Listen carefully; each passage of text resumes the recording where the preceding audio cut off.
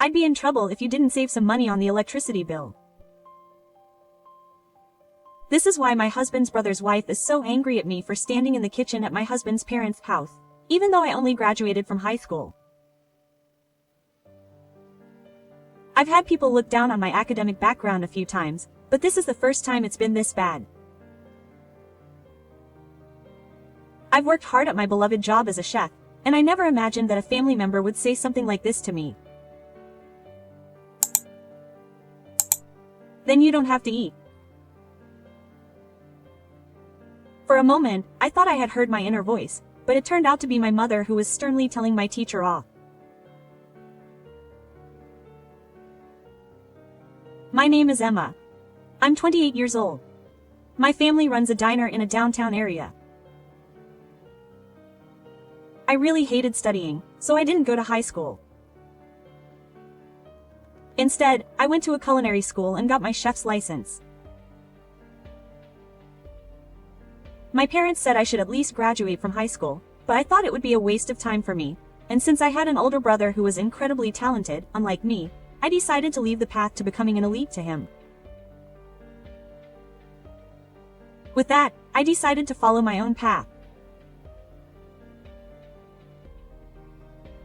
After getting my license, I helped out at my family's diner for a few years to save up money, learned basic Italian using a smartphone app, and studied the basics of Italian cuisine and traditional pasta making in Bologna. I hated studying, but I could do anything I wanted to do. My parents were scared of me, but they supported me, and my older brother praised me, saying that no one could match my vitality. After returning from Italy, I worked at a famous Italian restaurant in Tokyo, where I met my husband, Ryuji.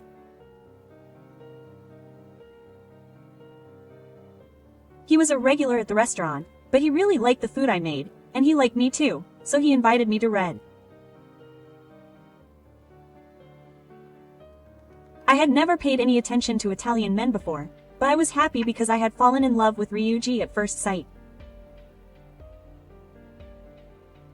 It was a proposal that seemed to be more about my cooking than me, as he wanted to eat my cooking for the rest of my life, but I was happy that he recognized me as a chef, so I got married immediately. It was 2 years ago now.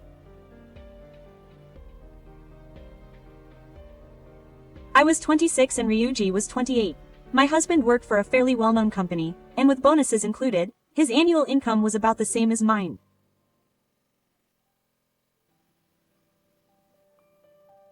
It might sound sarcastic to say this, but I earn more than most women my age.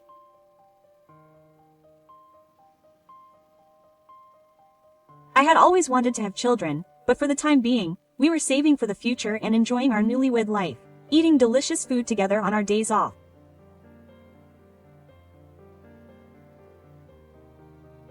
My husband's family lives in northern Kanto, about 2 hours from Tokyo, in a house with a garden, where his parents, his eldest son and his wife, and their 2 small children live.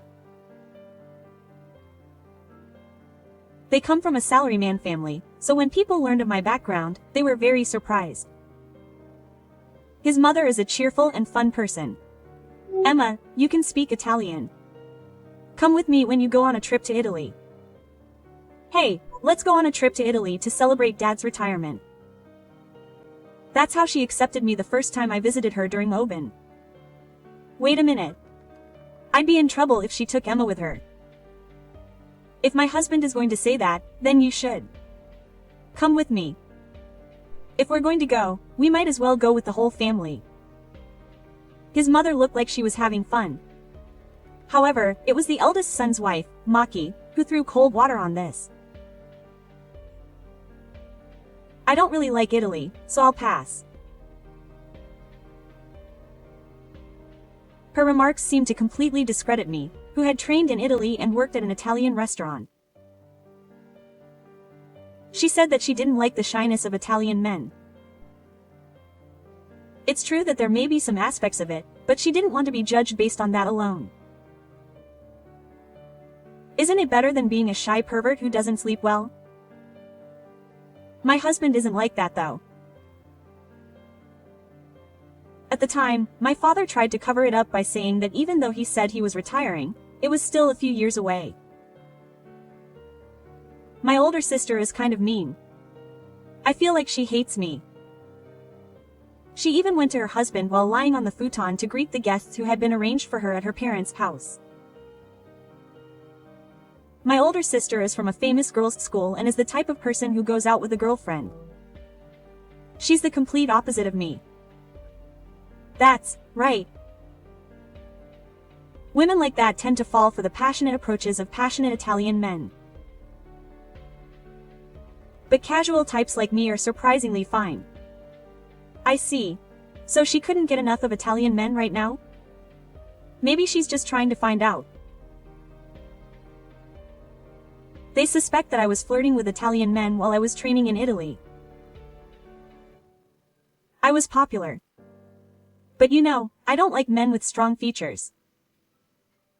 In fact, I think my husband is a Japanese-style handsome man for men with long, narrow features. Some people might say he's just plain, but you know what? You're my first. Yeah, I know, but I was a little jealous. When I think that Italian men know a side of Emma that I don't. They're good with words and seem really popular. It doesn't feel bad to be a little jealous like this, but it would be bad if the atmosphere continued to get good. Of course, I had to refrain from doing so at my husband's parents' house, so I just held hands and went to bed. I was so nervous. The next morning, my sister-in-law noticed that the two of us were teasing each other in the bathroom. It's not like we're acting like grown men so early in the morning.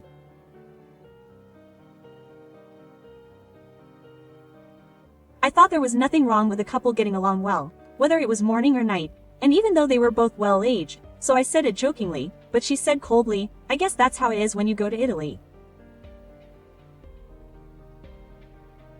I think that's a terrible prejudice. Oh, shall I make breakfast? I meant to be nice, but apparently I ended up offending her instead. No thanks, we always eat Japanese food at home. I don't want to see Italian food in the morning. It's probably a misunderstanding or a misconception, but breakfasts in Italy are generally relatively light and simple. The basics are black croissant, espresso, and sometimes just yogurt and fruit. Well, I'm the daughter of a restaurant owner, so I can make regular Japanese food too. Even though I said that, it seems she had no intention of giving me the kitchen. My first experience at my husband's parents' house was limited to 2 wins.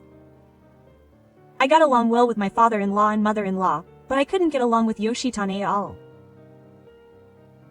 To be honest, my brother-in-law's presence was like air. All I remember is that he was kind and serious.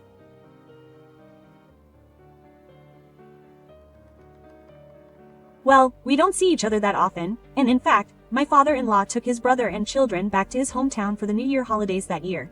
So my mother-in-law called me and said that we should do the same because we're going to have a relaxing time together as a couple, so we spent the day relaxing together. This year's open holiday was a great time. I took a long day off. I usually work long hours without taking any days off and never complain, so the owner was kind enough to give me the day off. Well, in reality, open is a quiet time in Tokyo, so the restaurant itself takes the day off. Now I can relax and show off my cooking skills at my husband's parents' house. I was excited to show everyone at my parents' house the Italian food I made this year, but my husband called them in advance and said, hey, don't overdo it.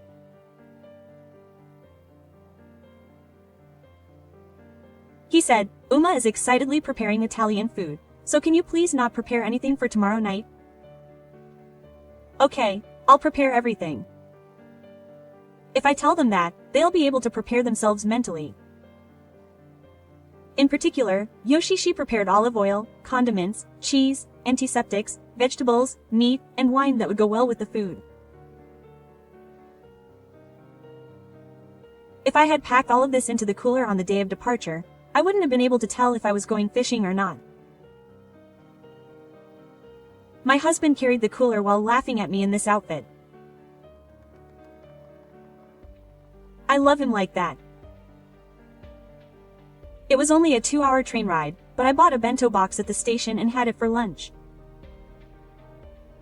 When I arrived at my parents' house and tried to move the contents of the cooler into the refrigerator without even saying hello, it was full.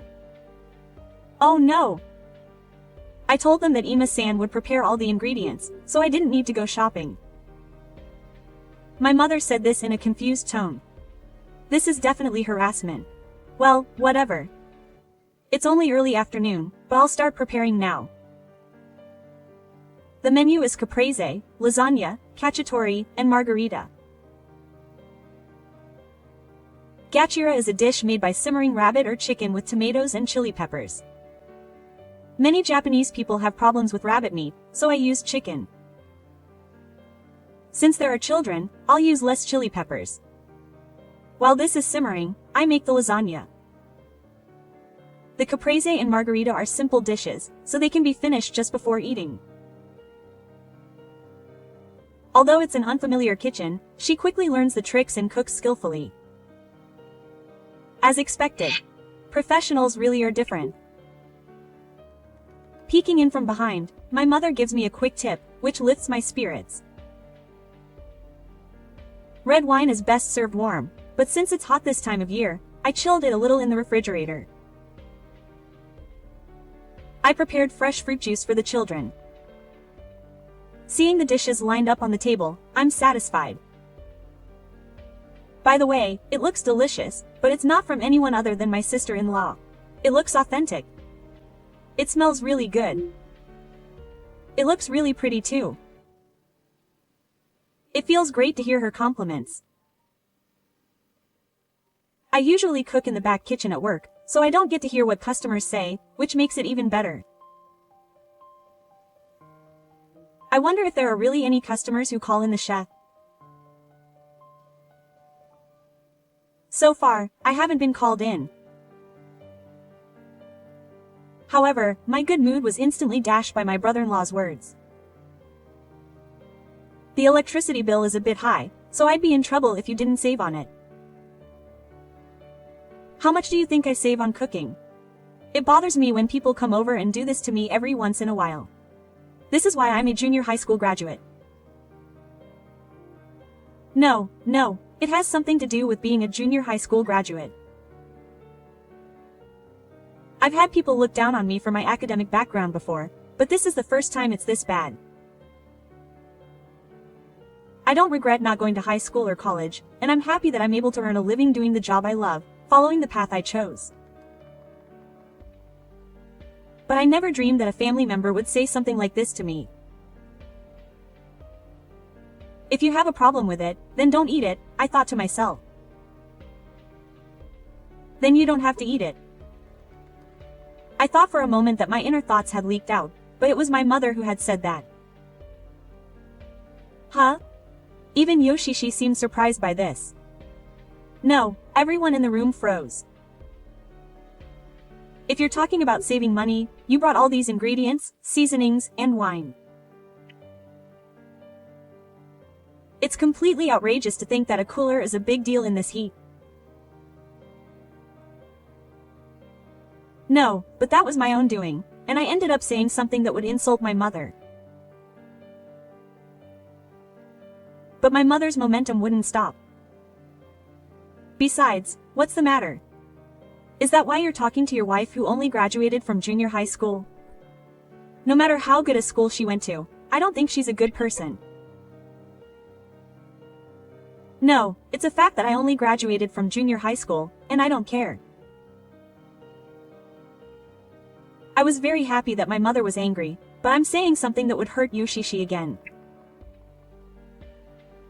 I do care. After all, I was a loyal teacher too. The room fell silent for a moment. My husband and eldest son were both surprised. The children looked confused and eager to eat their food, while Yoshishi had an expression on his face that was hard to describe. My father-in-law was the only one who remained calm. I was physically weak when I was a teenager, so I went to junior high school without any problems. I gave up on taking the high school entrance exam. But I liked studying, so my parents hired a private tutor. That's my father. There was such a drama between my husband's parents. My mother was an excellent student. She passed the high school equivalency exam at the age of 18 with private tutoring twice a week. Well, then you wouldn't call her a junior high school dropout, would you? Even Yoshishi, who is known for his guilt, interjected with a look of remorse. That's right. But when I ran into a classmate from junior high school by chance, he teased me about being a junior high school dropout, and I knew that the neighbors were saying behind my back that she was a junior high school dropout. I was so upset that I thought about going to a good university to get revenge, but I fell in love with your mother and proposed to her, saying that she would marry me once I graduated from university and got a job. That's right, I chose love over academic qualifications. Your mother opened her eyes a little and looked as cute as a little girl. How wonderful and dramatic. I wanted to give her a generous round of applause and shout, "Bravo!" But Yoshishi may have been stepping on his mother's landmines without realizing it. He turned pale when he realized it. It would be ruined if the food he had prepared got soggy. Let's all eat. At the command of his father, everyone reached for the food at once. Except for Yoshishi. Yoshishi had been told not to eat by his mother. He probably didn't know what to do. All she had to do was apologize. I wonder if it would be difficult for Yoshishi, who has a lot of pride after graduating from a girls' school. As a daughter-in-law, it must be hard to live in this house if she keeps making her mother-in-law angry. Sister, it may sound strange for me to say this, but you should just apologize. I said too much. I'm sorry. Huh? Oh, you're right. I said too much. I'm sorry. She bowed her head quite honestly. Now, eat, eat. Anyone can be in a good mood when they eat delicious food. If you eat food with a smile, it tastes even better. Everyone around the table said it was delicious, and I was happy. Yoshishi also said it was delicious in a small voice. If he had said it with a little more of a smile, it would have been perfect. But when the children said, "Auntie, please make it again," I felt very proud and proud. Yoshishi helped me put away the dishes, and then said, "I'll go lay out the futon in the guest room," and left the kitchen, and my mother-in-law came in to take her place. I was moved to hear the familiarity between my father and mother. I'm sorry to say that while laughing, but is that a lie? My mother-in-law said with a mischievous look on her face. My sons must have noticed. My father and I are the same age. We met in a drama club at university. It was a real show. Yes, my mother never ceases to amaze me. I've been meaning to tell Maki someday. If you had said something like that before she married my eldest son, I would have definitely opposed it. I'm sorry. It's like she's taking advantage of Emma. No, that's not true. I've grown to like this mother even more. I don't want my grandchildren to grow up to be adults who look down on people based on their academic background. That's why I'm going to keep replacing Maki's boys. Apparently, Yoshishi is still educating his children as a girl, telling them to study hard and go to a good school, go to university, or get a job at a top company. That's certainly a viable option, but it also limits the children's future. It seems that Maki's beliefs are also somewhat attributable to her meeting with Emma. She thought this was her chance and said it straight out. Well, I'm honored if I could be of some help. The two of them chuckled as they said this. I thought it was strange, after all. But even if I acted, it would be obvious soon anyway. Her husband said in exasperation. It doesn't matter if they find out. If she realized that she was discriminating based on educational background and reflected on it, Ryuji might have chosen me because I was raised by parents like Ayu. I wonder. My brother chose someone like Maki, so it doesn't really matter, does it? That's true. In any case, children don't grow up the way their parents want them to, and I don't think we should try to raise them the way we want them to. The next morning, Yoshishi, who had completely collapsed, said, I'm really sorry, Emma. Can you teach me Italian cooking sometime? Quote. He seemed a little embarrassed to say it. Of course. Let's cook together next time. I was happy. The restriction this time was 3 cups. In other words, it was interference. I was in a good mood, carrying the shell of the cooler box. It was my husband who carried the cooler box. Apparently, after that, my mother did as she was told and started yelling at my stepfather. At first, my sister-in-law was downcast and started crying, but recently she has become quite upset and is apparently arguing about how to educate the children. It's probably a good thing that they can say what they want to each other. And with the support of a kind man, I think we're a pretty good family from the perspective of the flag. And then I found out I was pregnant. I planned to continue working at the Italian restaurant until the very end. When I told the owner that I would continue working with the baby on my back after giving birth, he said, "Thank you, please take the childcare leave."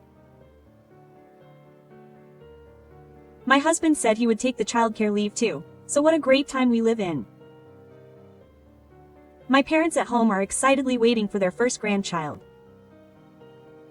They said I could come and drop off the child anytime, so I'm grateful. By the way, when I think back, I think I was pregnant around the time of the ban on serving Italian food. I'm not going to tell you because I'm afraid people will say where my mind went.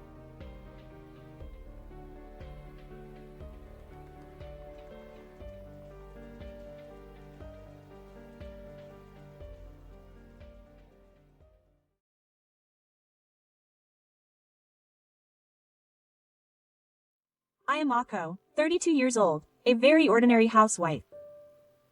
I met my husband Takao at work 7 years ago and got married. In the second year of our marriage, we were blessed with a child and lived a normal but peaceful life. That is, until that day. Today, my husband's older sister Yumi is visiting our house. We talk about each other's recent activities, our children, and small talk. I like lively parties, so I was happy when my sister-in-law came over every once in a while and enjoyed joining in the conversation. After my sister-in-law left, I happened to need my bank book, so I gave her a drawer where I kept some important things. I found the bank book right away, but I realized that the important thing I was supposed to keep there was missing. What's wrong? My husband noticed me rummaging through the drawers and came over to see what was going on. I searched the back of the drawer thoroughly, but I couldn't find what I was looking for. I didn't need to move it from here. It's not there. What's a ring? My mother's other ring is missing? I was quite worried. The ring was passed down to me from my late mother, who treasured it all her life. I heard that it was a ring that had been passed down from my grandmother to my mother and then to me. That's why it's the most important ring to me that I can't lose. That's right. What should I do? It's something I absolutely can't lose. Isn't it somewhere? You didn't take it outside, did you?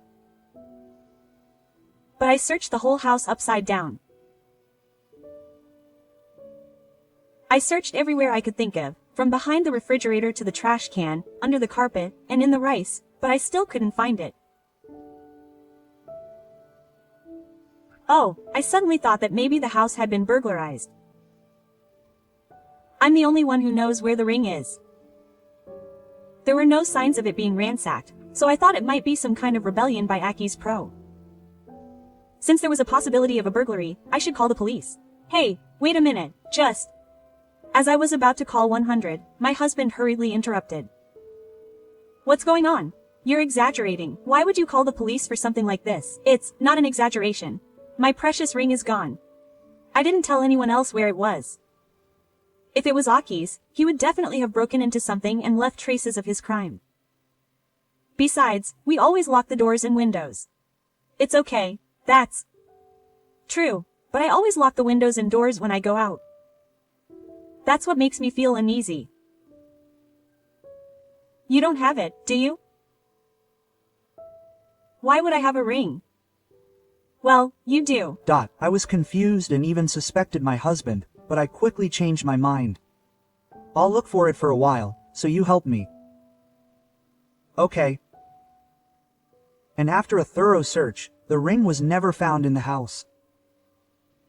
Instead, the behavior of the people inside changed. It was my husband.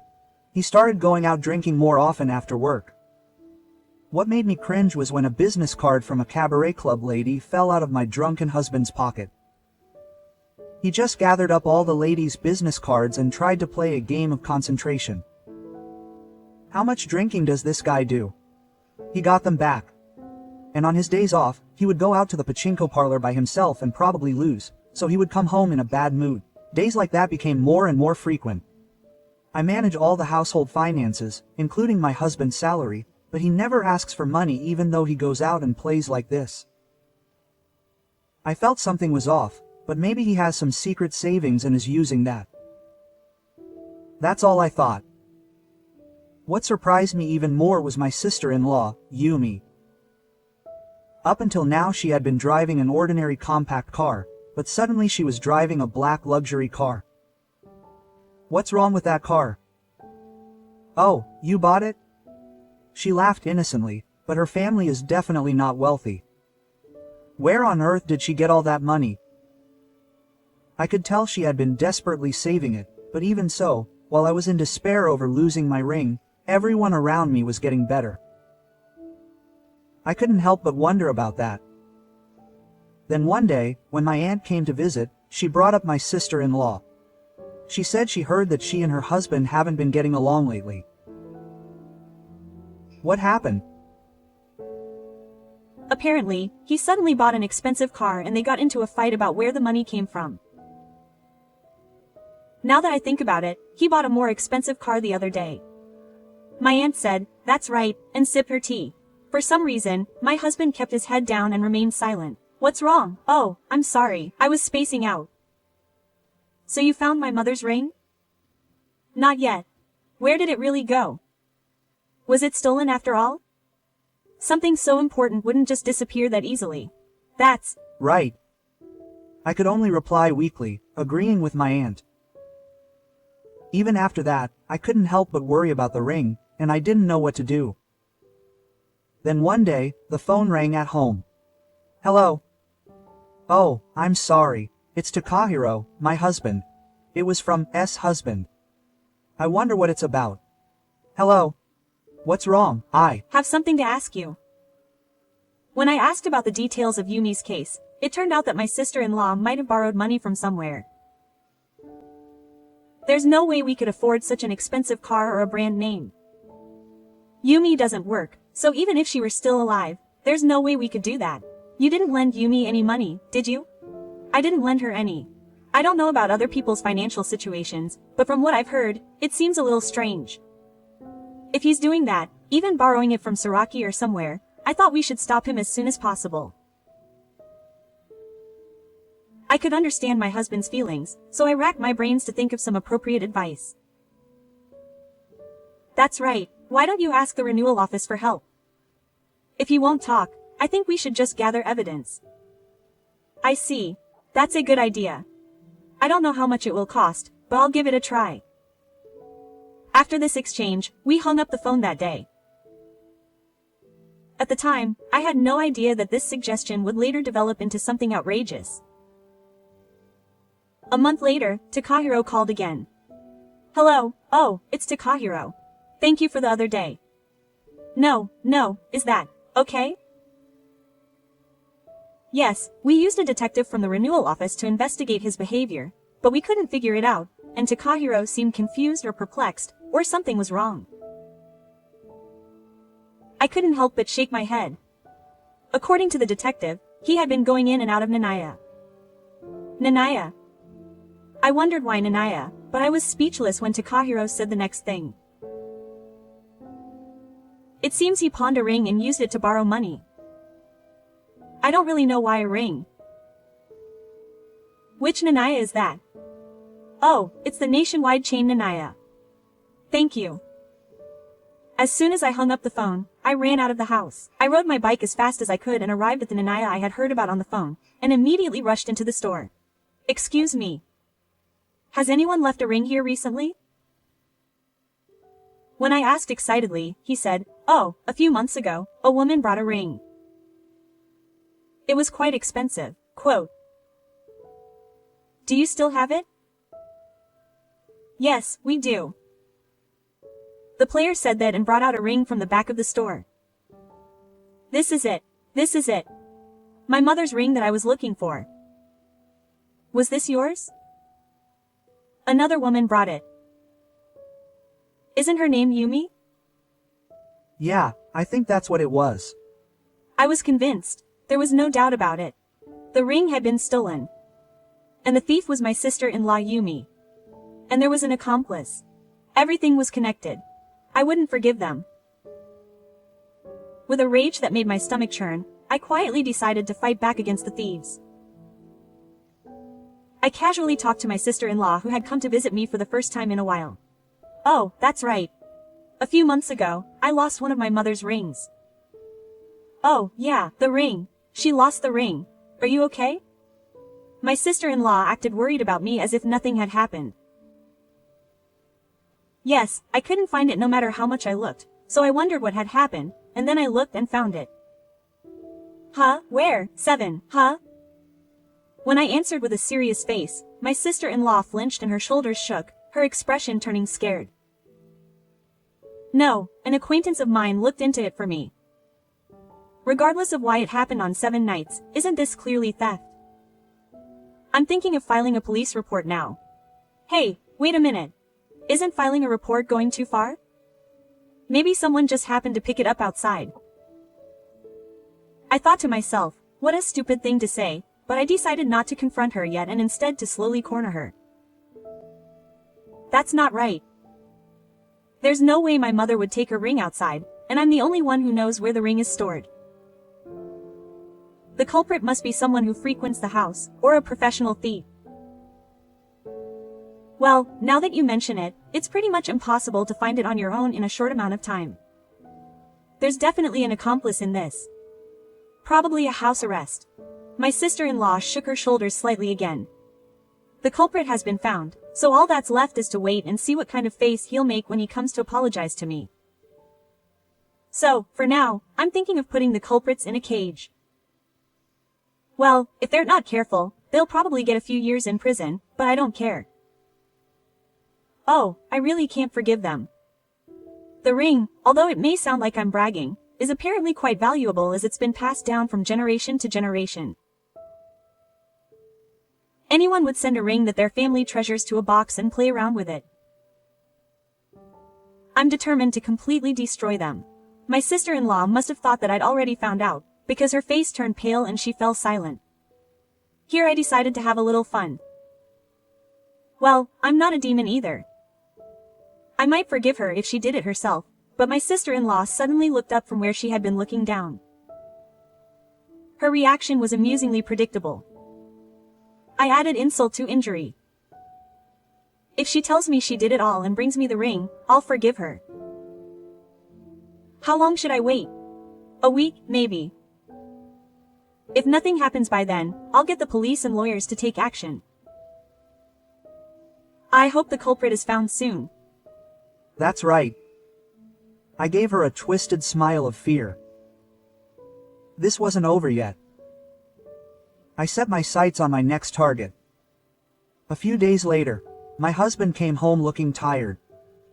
Welcome home. You look tired. Are you okay? I've been working a little. I prepared dinner as usual as if I don't know anything.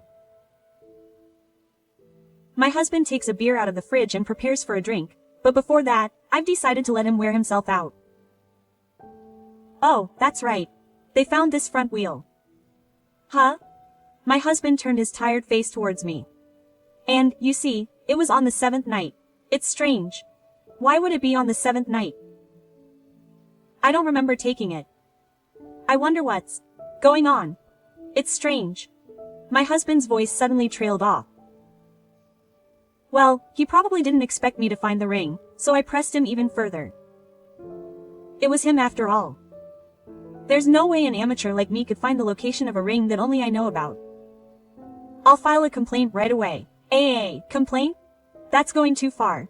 My husband reacted exactly the same way as my sister-in-law. As expected of a brother. Well, that aside. Of course I'm going to file. It was stolen. It's just plain theft. I won't be satisfied until the culprit is locked up and reflects on his actions. Right? Well, I guess so. That's an important ring that's been passed down in your family for generations. Hearing those words from the head of the family, who used to turn rings into gold and play around, made me want to throw up. That's right. I'm not an expert on the law, but apparently the person who planned to commit the crime together and gave the instructions will be charged with the same crime. I looked it up online and it's called a violent joint crime. Yes. My husband blinked in surprise. So that means the people who planned the crime together will also be arrested. This is really annoying. Hey, I'll just call my workplace. My husband ran out of the house with his cell phone like a jerk. Well, I wonder what's going to happen now. I guess I'll have to give Apology Maki a break. That's what I thought. After a while, the phone rang. Hello. The caller was Takahiro, my sister-in-law's husband. His voice was choked up for some reason. Yes, what's wrong? Do you know where Yumi is? She said she was going out suddenly and hasn't come back since. And it seems the police are here looking for Yumi. What's going on? She ran away. I told her I'd forgive her if she brought me the ring. I was beyond angry, I was just dumbfounded. It's okay. Calm down. Someone must have called out a search warrant. If the police are looking for her, they'll find her soon enough. They probably haven't gone that far. I hope so. I'm sorry for Takahiro, but what was filed was not a missing persons report, but a victim's report. The police probably had their eye on the night as the culprit by Nanaya, just as I testified. Now that the police have her on their radar, it's almost impossible for that woman to escape on her own. They'll probably catch her before long. What a pitiful woman. If she had taken the warning seriously back then, this wouldn't have happened. A while later, the police came to my house and took my husband away. My sister-in-law must have been caught and confessed everything. It's obvious that this would happen, so why didn't she admit her guilt and come forward? I can't help but wonder. And after consulting with a lawyer, I was able to safely retrieve the ring from Nanaya. Finally, a piece of my mother was back in my hands. I cried and breathed a sigh of relief. As a result, my sister-in-law and her husband were prosecuted and found guilty. I confronted my husband about the guilt and the divorce was finalized.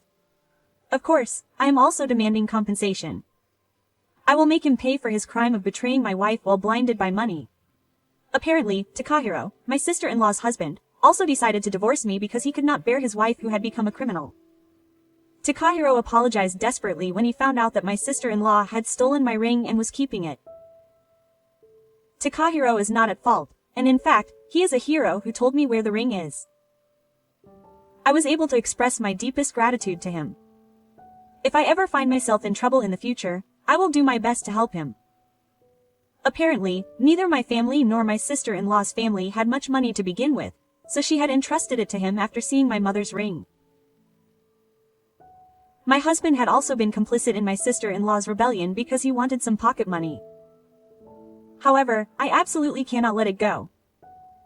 In the first place, anyone who is related should know that the ring is worth more than its price. It is outrageous that he would put it in and use it for his own pleasure, knowing that I will never forgive those two for the rest of my life. Even though I got divorced from my husband, I ended up getting the ring back, so it was a good ending for me. I will never lose this ring again. I will definitely protect it even after I die. That ring contains the happiness of my grandmother and mother, so I want to pass that happiness on to my own children in the future. I vowed to myself.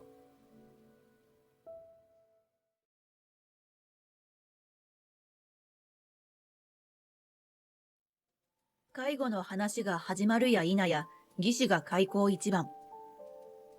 そんなボランティアしないわと言った。そうは言っても、俺の家は父子家庭だったから、親父に恩があるんだよ。と義兄が言ったが、恩義でお金が貯まるわけ？何？霞食ってんの？と義士は畳みかける。私と夫は顔を見合わせ言葉をなくした。私は律子、52歳。夫秀樹、53歳。そして春から大学生になる現在高校3年の長女、加穂。高校1年の次女、奈穂がいる。私の両親は健在だが、夫の母親は夫の出産後の日立ちが悪く亡くなったと聞いている。義父は妻亡き後、義兄と夫を男で一つで育て上げ、二人が結婚で家を出た後、実家に一人で住んでいた。義父は元は高校の世界史の先生で、今は塾の講師をして生計を立てている。そんな義父が昨年末、電話をよこしてきた。健康診断で腫瘍が見つかり、精密検査で末期がんだと分かった。電話で聞く報告にしては、その内容が重すぎる。それをライトな感じで言われ、私は受話器を落としそうになった。そんな重大なことを、義父はなぜ平然と言えるのだろう。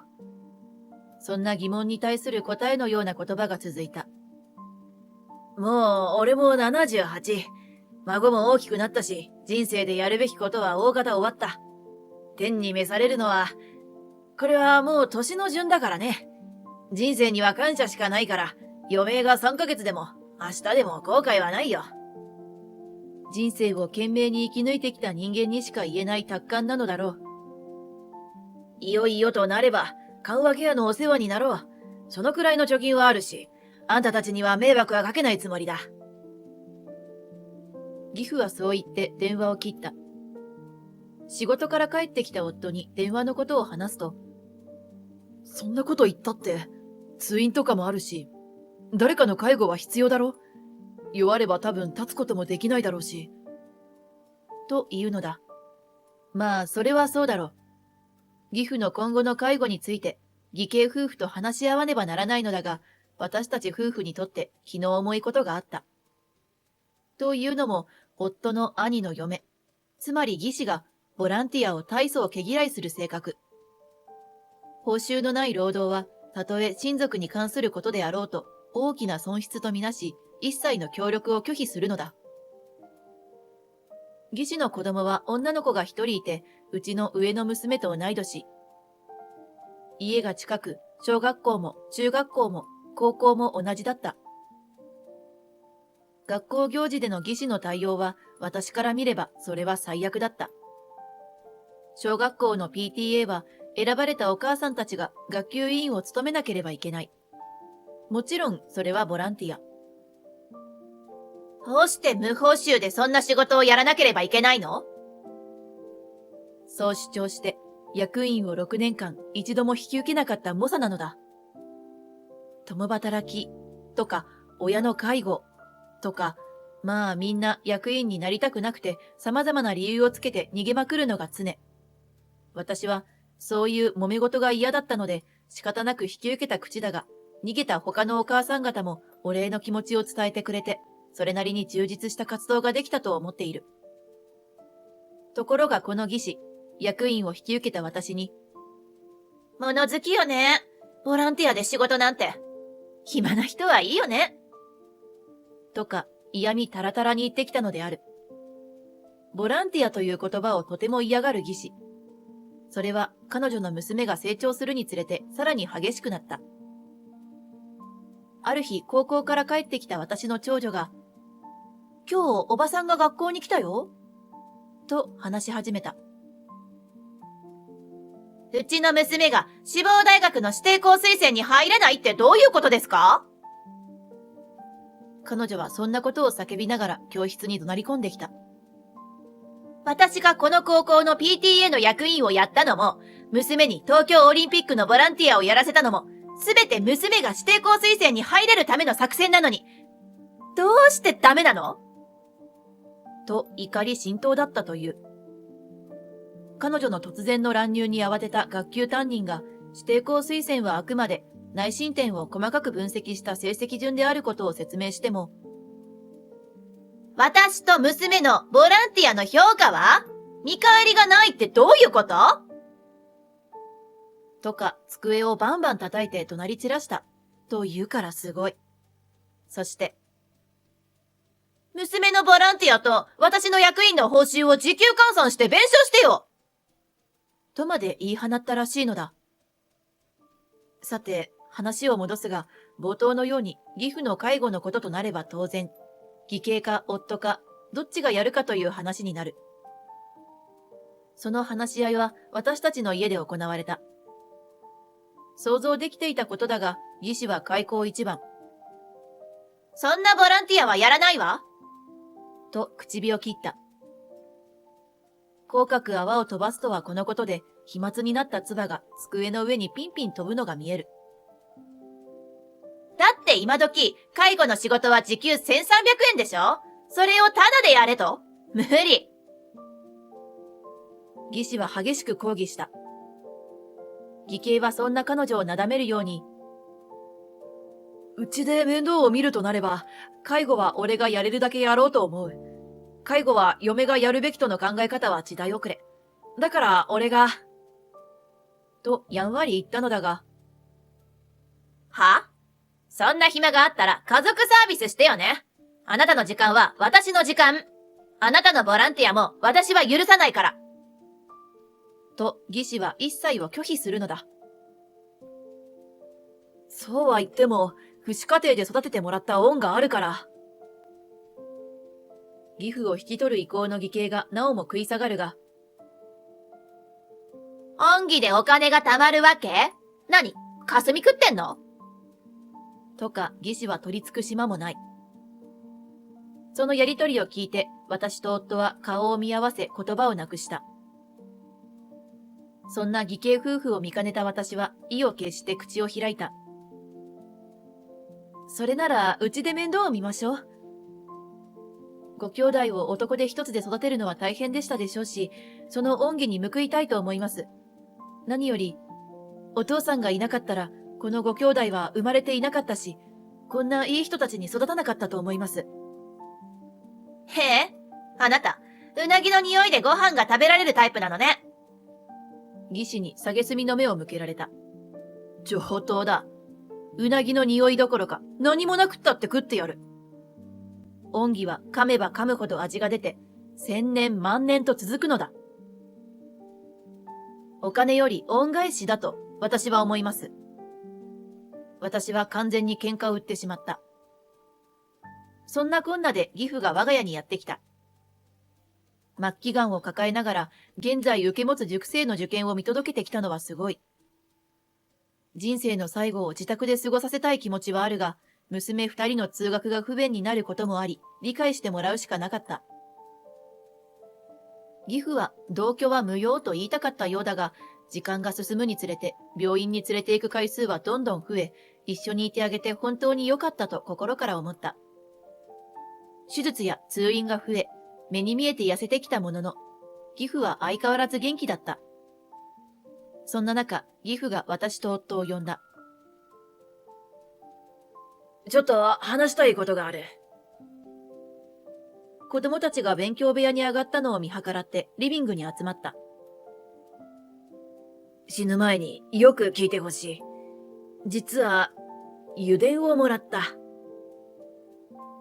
義父は予想だにしないことを突然切り出した。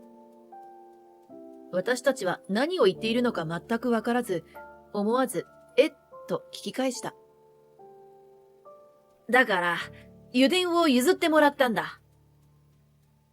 は？やはりこう聞き返すしかない。義父はもう一度言葉を区切って、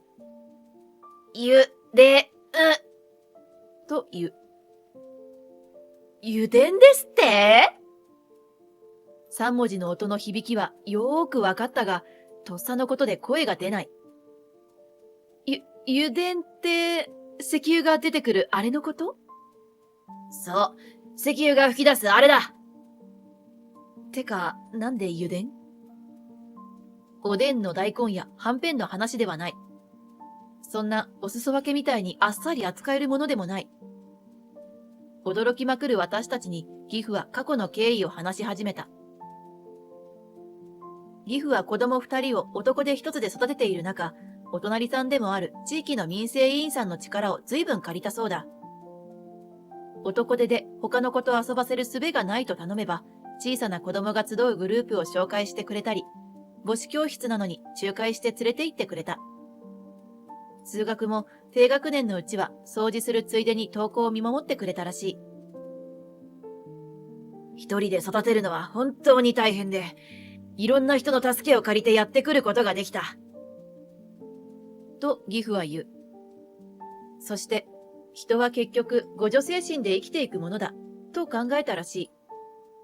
そんな折、教員として国際食糧支援の視察に行く機会があった。現地に行ってみると、支援組織の闇を見た。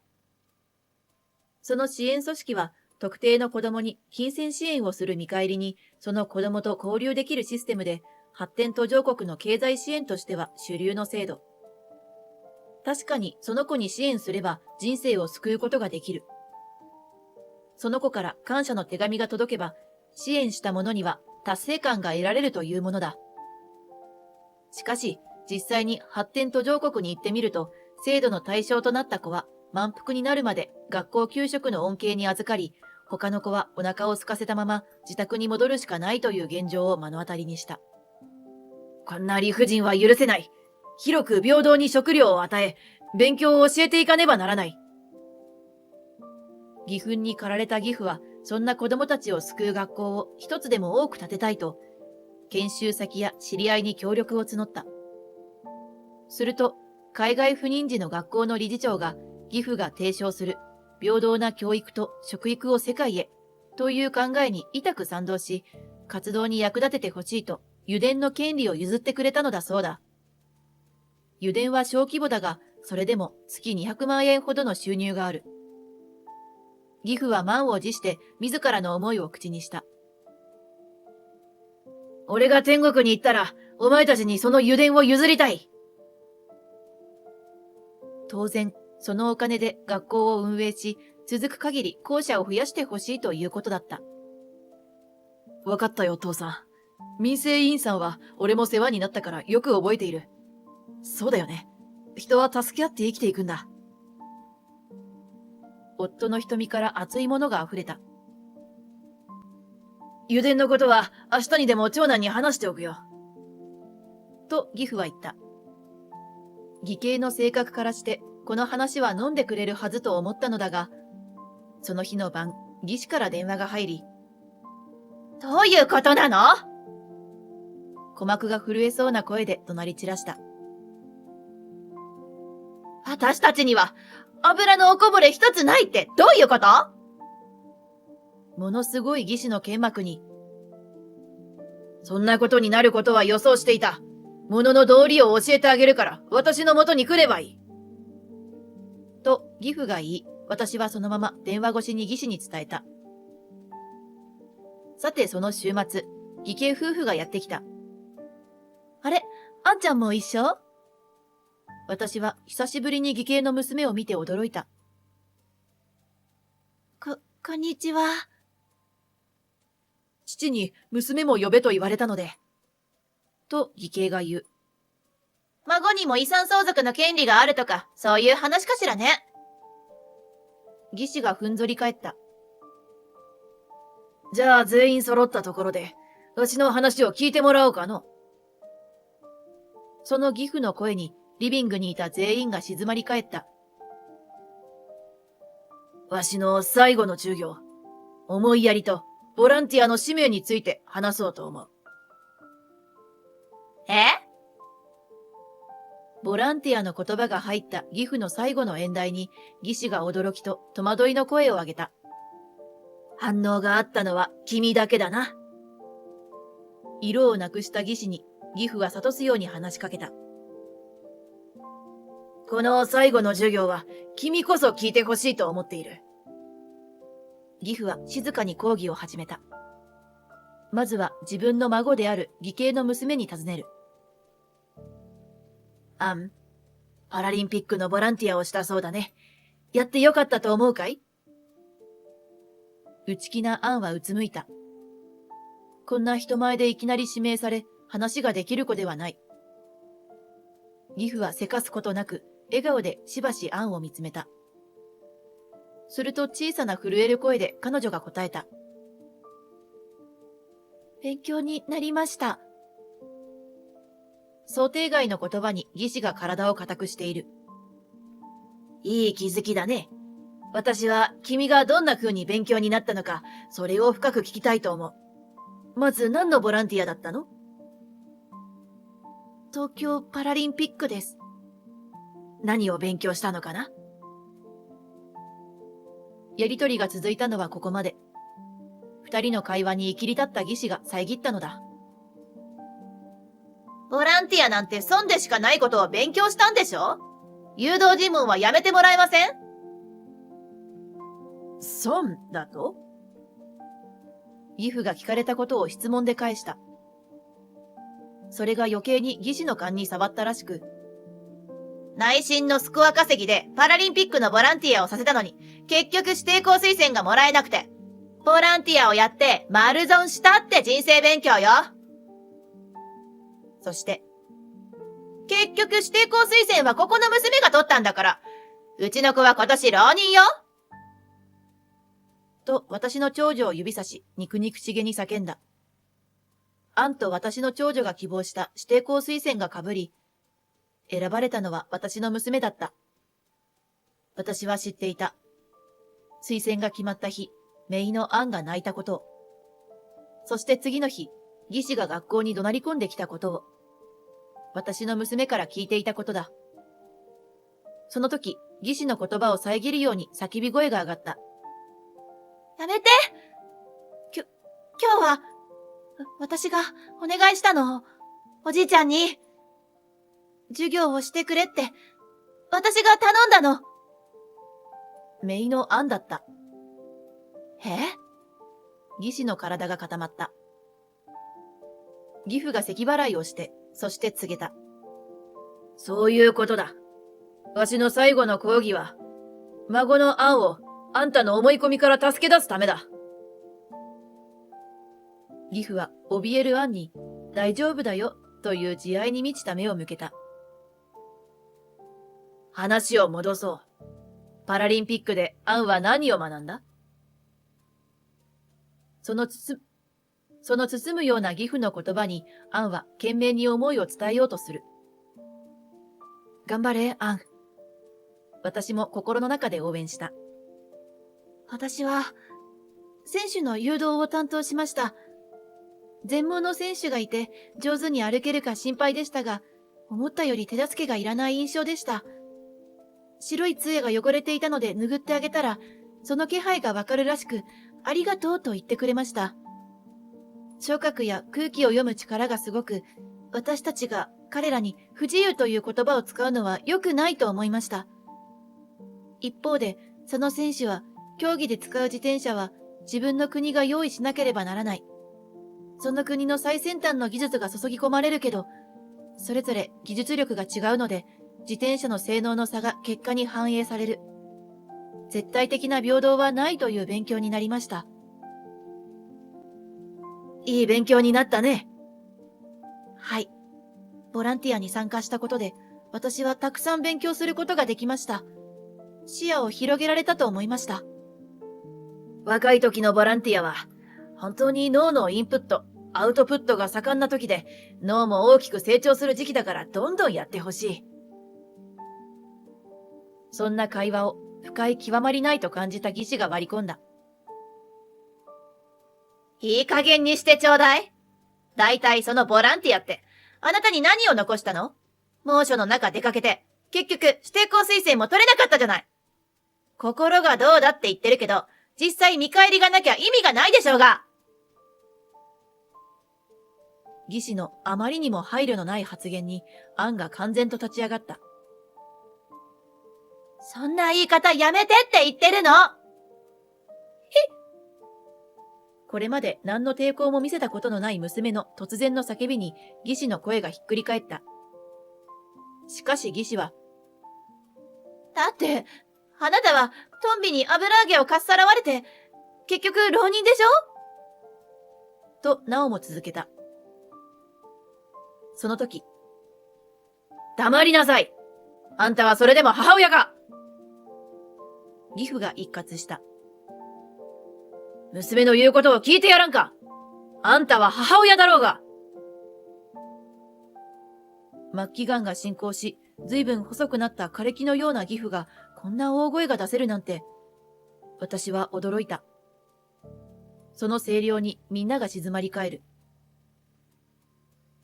続けなさい。話し終わるまでみんな待ってあげるから。義父はそっとアンの背中を押してあげた。しばし沈黙の後、アンは泣きじゃくりながら探し当てた言葉をポツポツ口にした。カホが指定校に入ったのは成績がいいからだよ。もうそれは分かってた。一緒の大学を希望していると知ったとき、私たちはいいライバルだね。どっちが負けても恨みっこなしよって。だから、本当にいいライバルだった。本当に、こんな関係が宝物だと思っていたの。でも、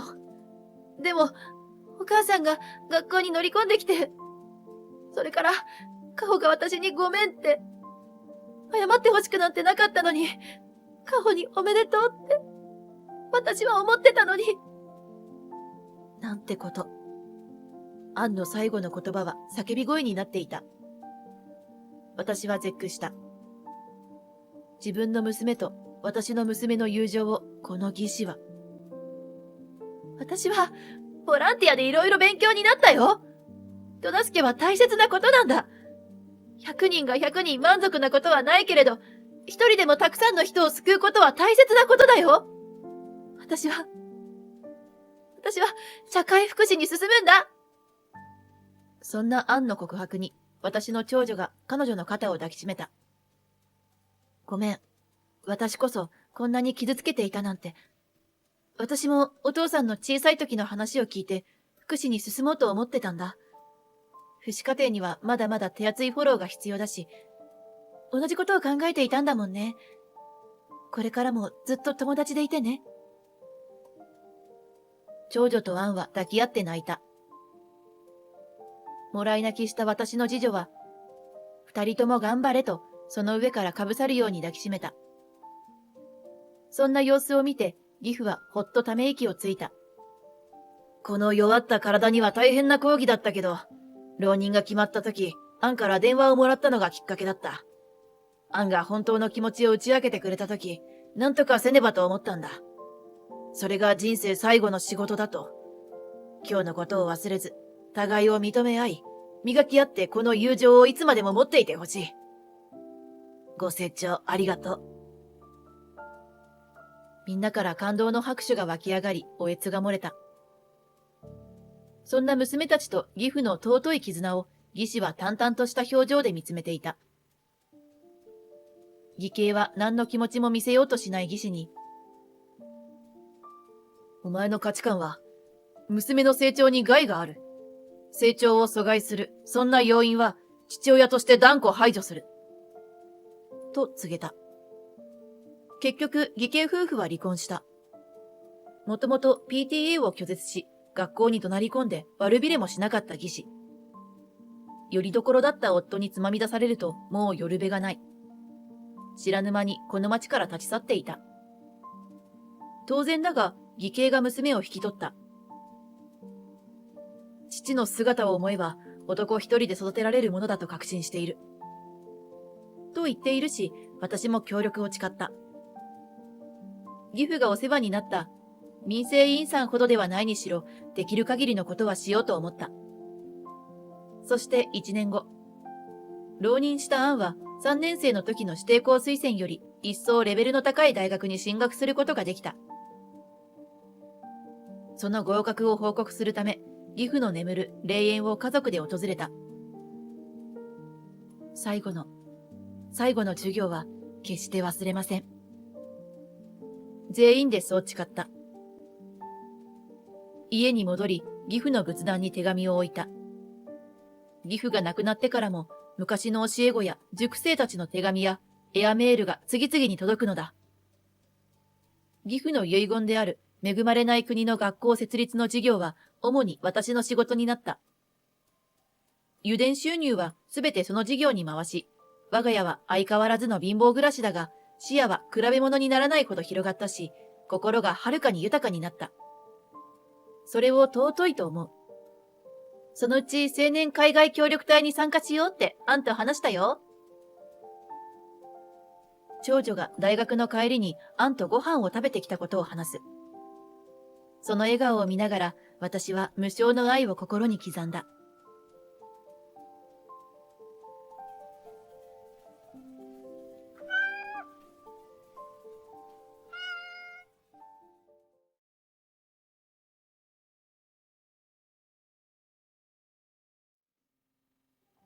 Just pay the monthly fee and then cut off all ties.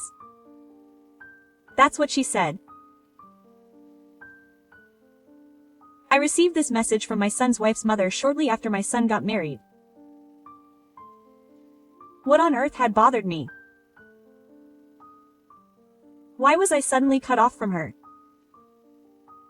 It was a few months later that I learned the shocking reason.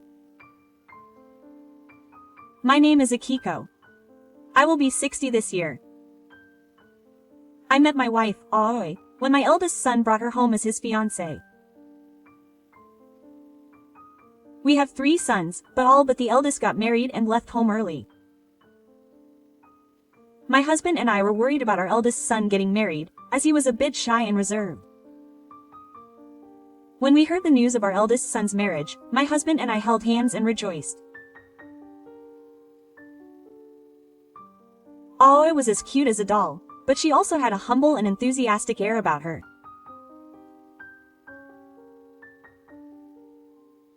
If anything, our eldest son was a bit clumsy and plain, like my husband and I, so I wondered why such a beautiful girl might have been deceived.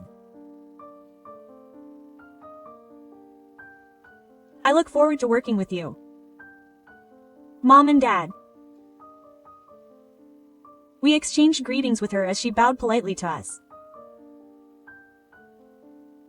Of course, we were all for the marriage. And in fact, she was already pregnant.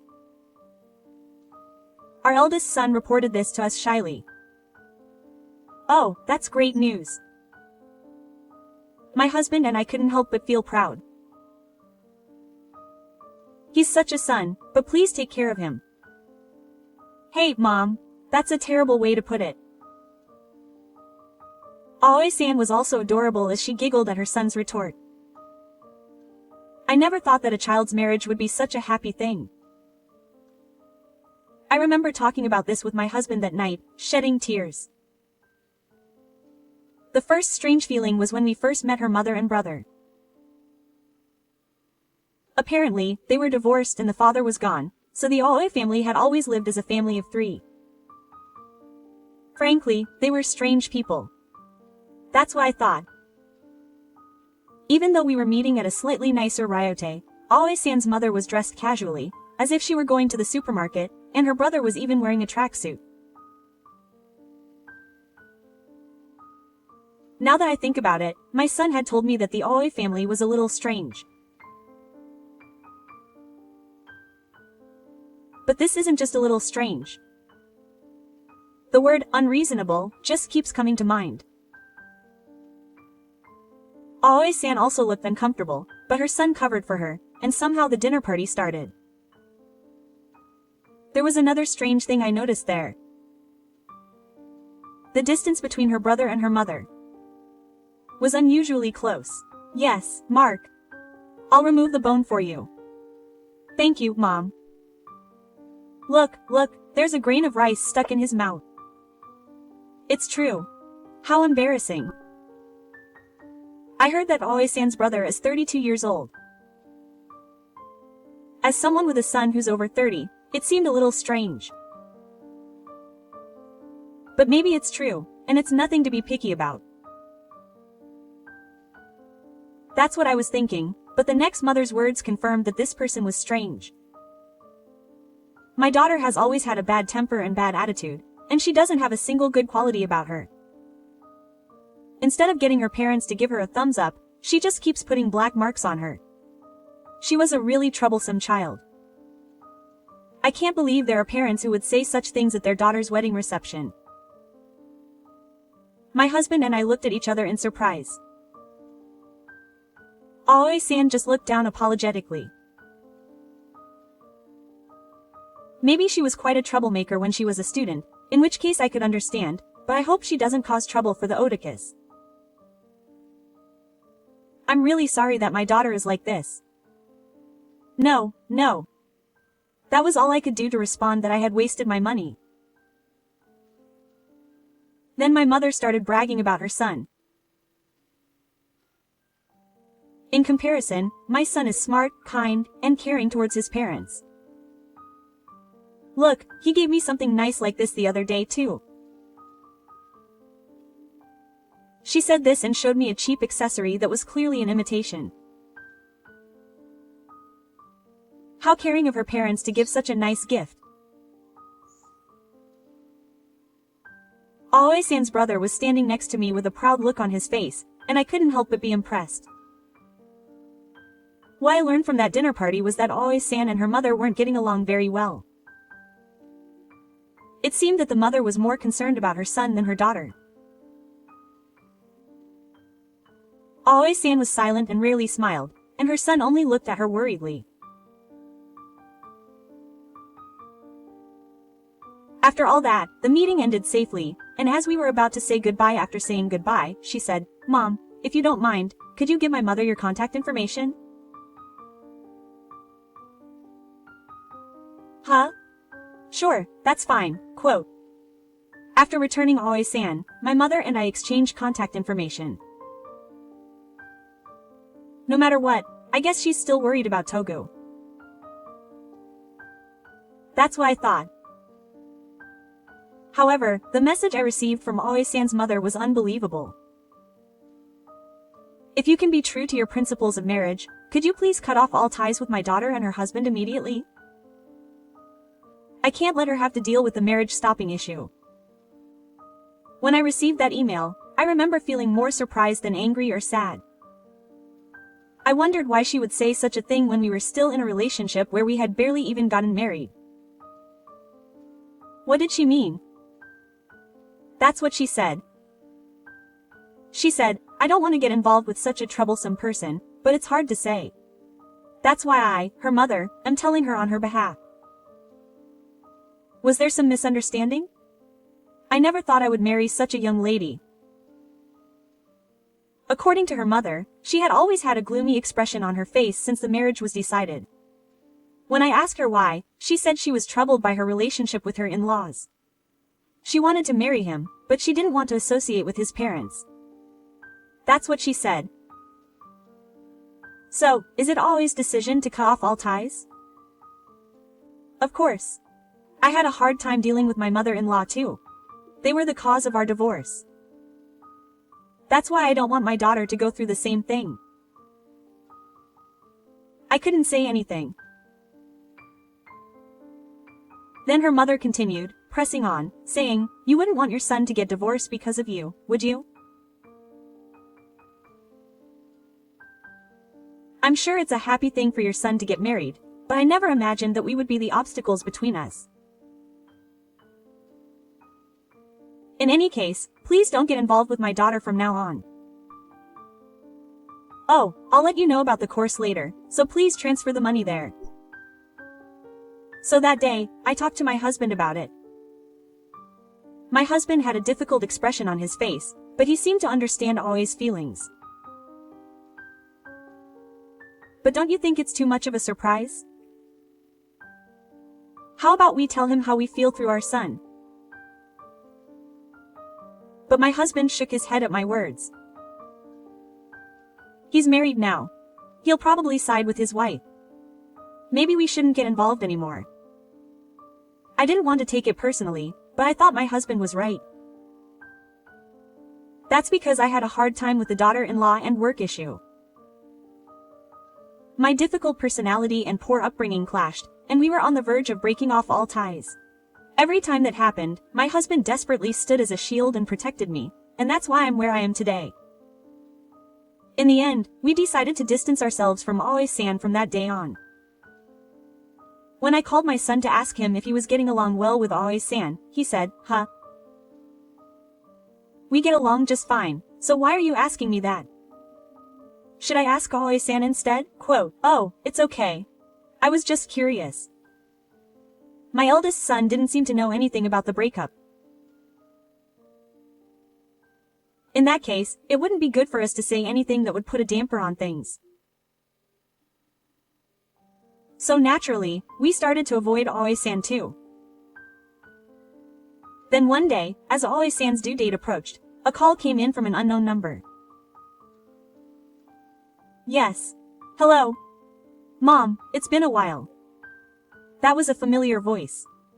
"Oh, it's Aoi-san, right? Long time no see. You just had a baby." "Really? Congratulations."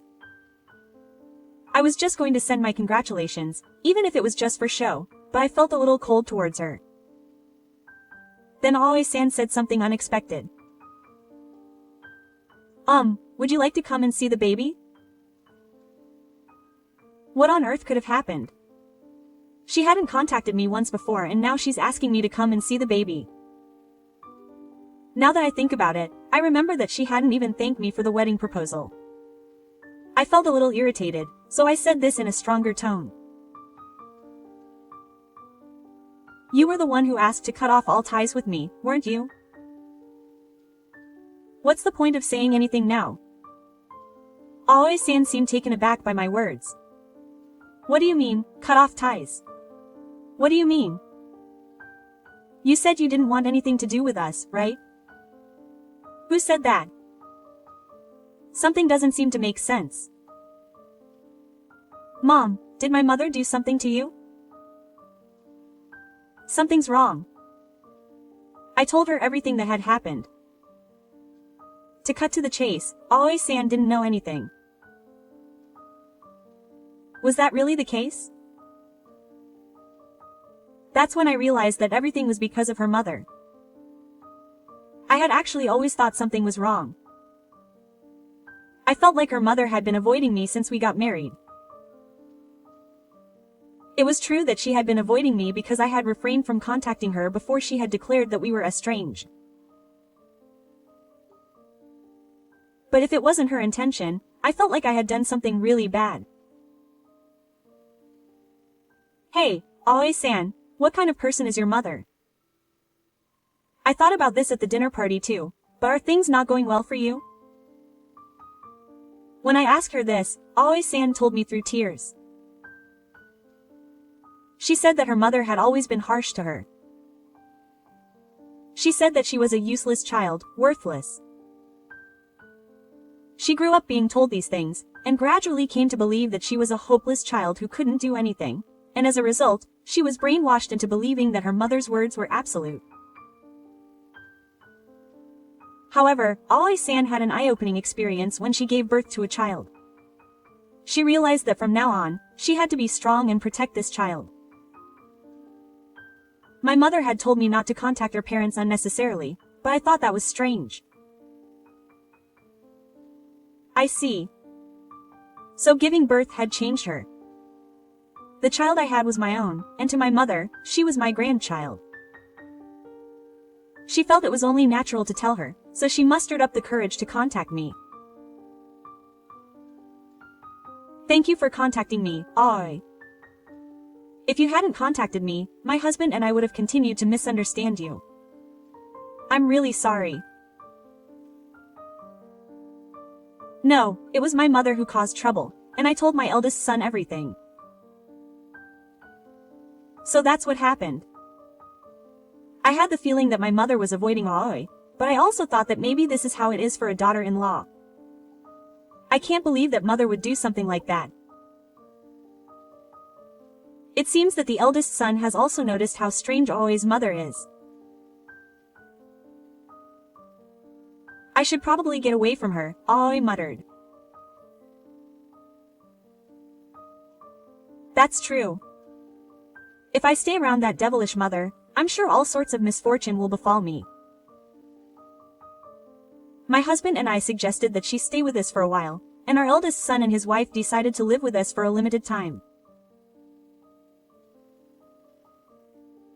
Then, about a month after Aoi-san started living with us, her mother and brother came to visit us. Of course, we had anticipated this. The whole family was determined to protect Aoi-san, and we decided to confront them. Quote, "Is there something you want? My husband asked his mother with a shocked expression. The mother hesitated for a moment, but then said, I came to get my daughter back. What on earth are you thinking? You kidnapped someone else's daughter and granddaughter, and you asked me to cut you off from them, didn't you? She replied. Her brother, who was standing next to her, nodded in agreement. My father retorted, basing his argument on what he had heard from Aoi-san. Quote, Even so, Aoi-san said she didn't want to be cut off from us, he said. That's another lie. That girl has always been a liar. It's caused my son and I a lot of trouble because of it. The mother snorted proudly. Is that so? Did your daughter inherit that habit of lying from you? Yes, she did. Tomo, what did you just say? So you're saying that your daughter is a liar just like you? Of course, we don't believe that she's that kind of person. I didn't nod at my husband's words. What? Aoi is a liar. I can't believe that someone who would interfere with my daughter's marriage is her real parent. Mom. That's right, Dad. The mother seemed to have never expected to be told such a thing by her own parents, and she started blushing and rambling on about something incomprehensible. Shut up. That girl is mine. She's not your daughter. Aoi is our precious daughter. My husband said this with a look of resignation.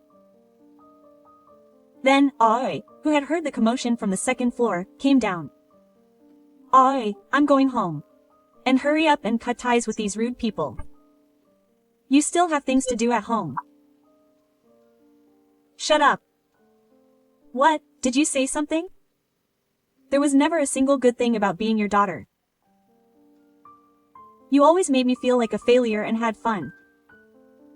It felt good.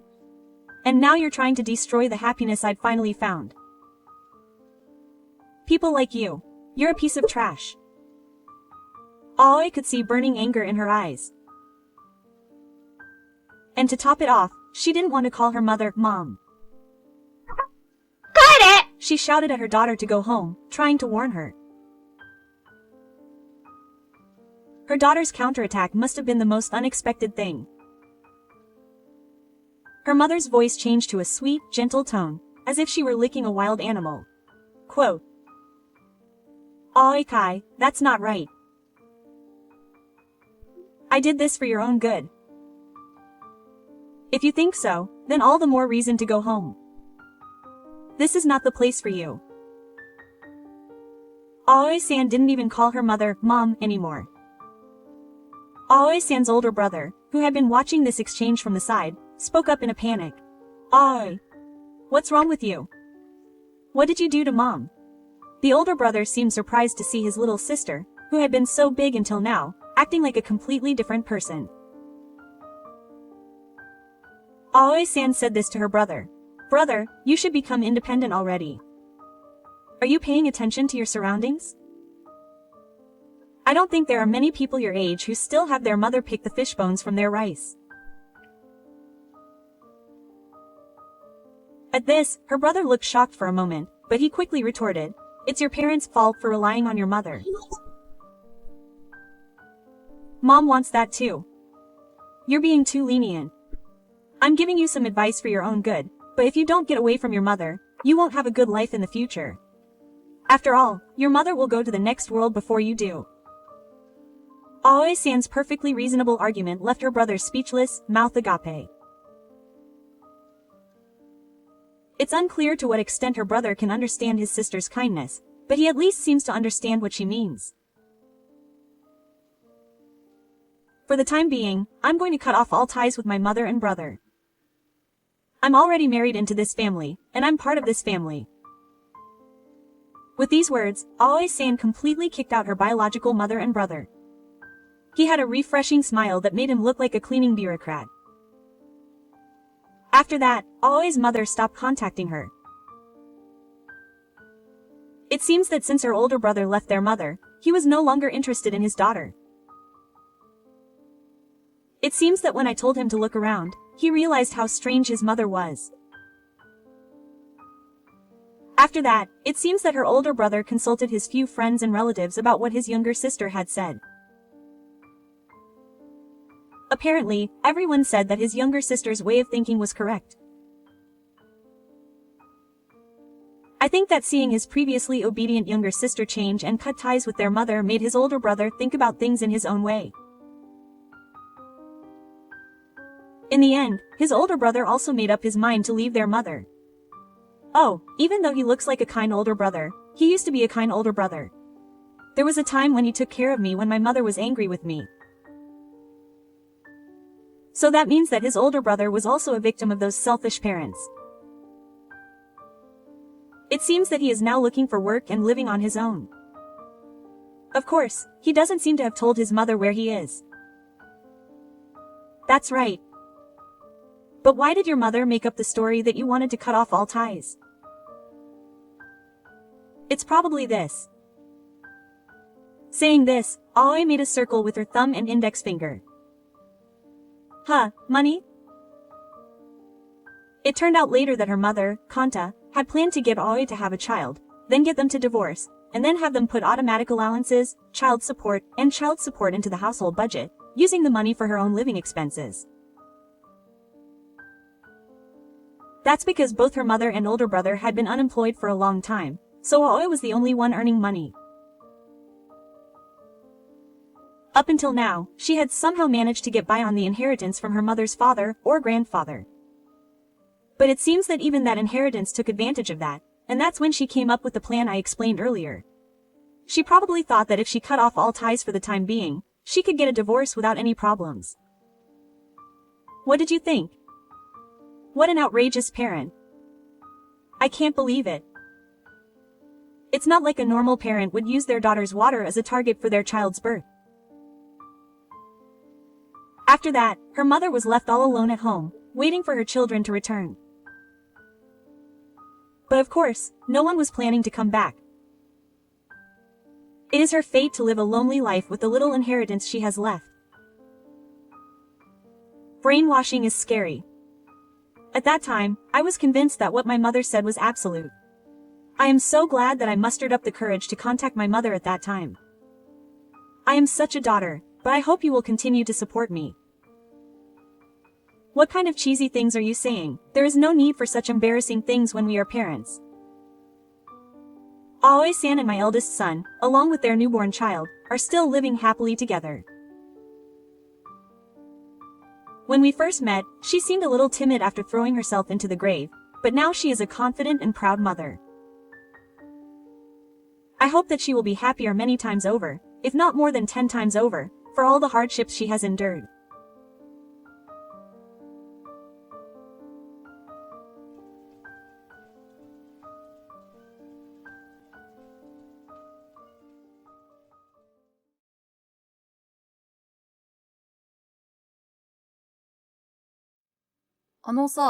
再婚するから離婚して出て行ってくれないか？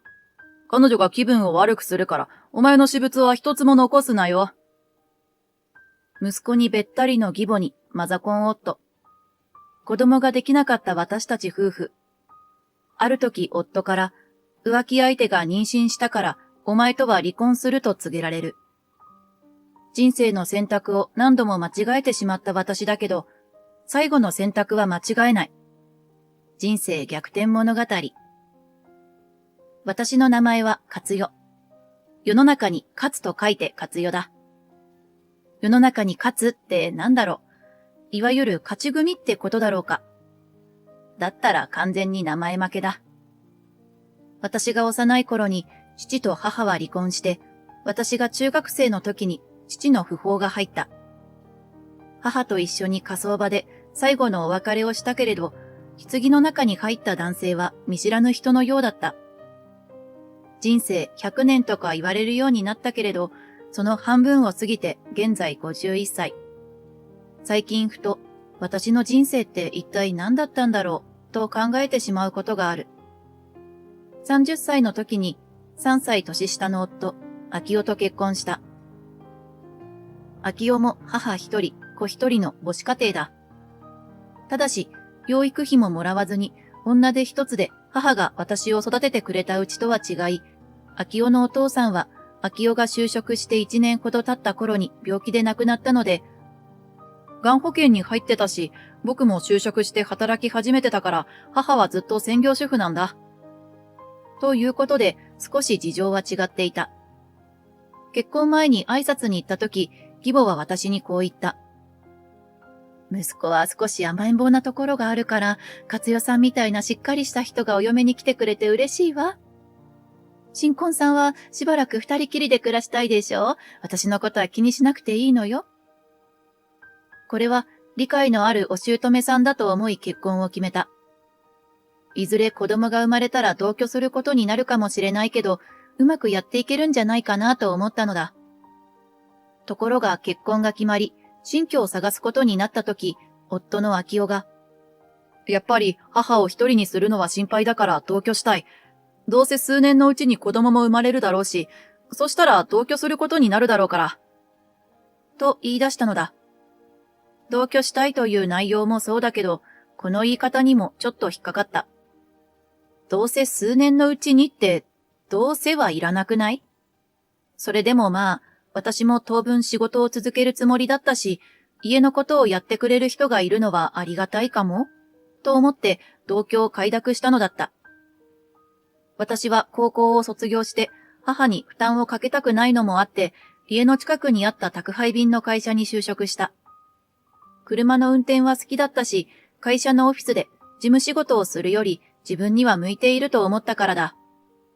最初は軽自動車で小さな荷物の宅配をしていたが、そのうちもっと大きなトラックで配達をするようになり、同年代の女性よりはお給料もたくさんもらえるようになった。夫の昭夫は、私がいつも配達に行く会社の総務で働いていた。線の細い、見ようによってはイケメンで優しげな人だった。勝代さんはいつも元気ですね。勝代さんが配達に来ると、なんだかパワーを分けてもらった気がするんですよ。なんて言ってくれて、私は彼に好感を持った。そのうち食事に誘われたりして交際が始まって、私が30歳、昭夫が27歳の時に結婚した。ところで私は昔からちょっとマザコン気味の情けない男性に好かれる傾向がある。仕事はトラックドライバーだし、学生時代は運動部でバスケットボールをやっていたし、身長も167センチで体重は60キロと、女性にしてはかなりがたいのいい方だ。偏見かもしれないけど、男らしい包容力のある男性は、守ってあげたくなるような女の子が好きで、私みたいなタイプには寄ってこない気がする。実際、昭夫も、ややマザコンの気弱なタイプに見えた。ところが結婚してみたら、ややマザコンどころかかなりのマザコンで、気弱だと思っていたけれど、結構わがままで、威張りたがる人だったのだ。結婚前は、私のことを勝代さんと呼んでいたけど、すぐにお前と呼ぶようになったので少し驚いた。新婚生活は秋代の実家の 3DK の賃貸マンションでスタートした。義母の部屋と夫婦の寝室と秋代の部屋。もともとは亡き義父が書斎として使っていた部屋にベッドを入れて寝室にした。私の部屋はないけど、日中は仕事だし、車の中が個室みたいなものだから、家に自分の個室がなくても特に問題はなかった。お母さんは、勝代さんは働いているんだもの、家のことは私に任せてね。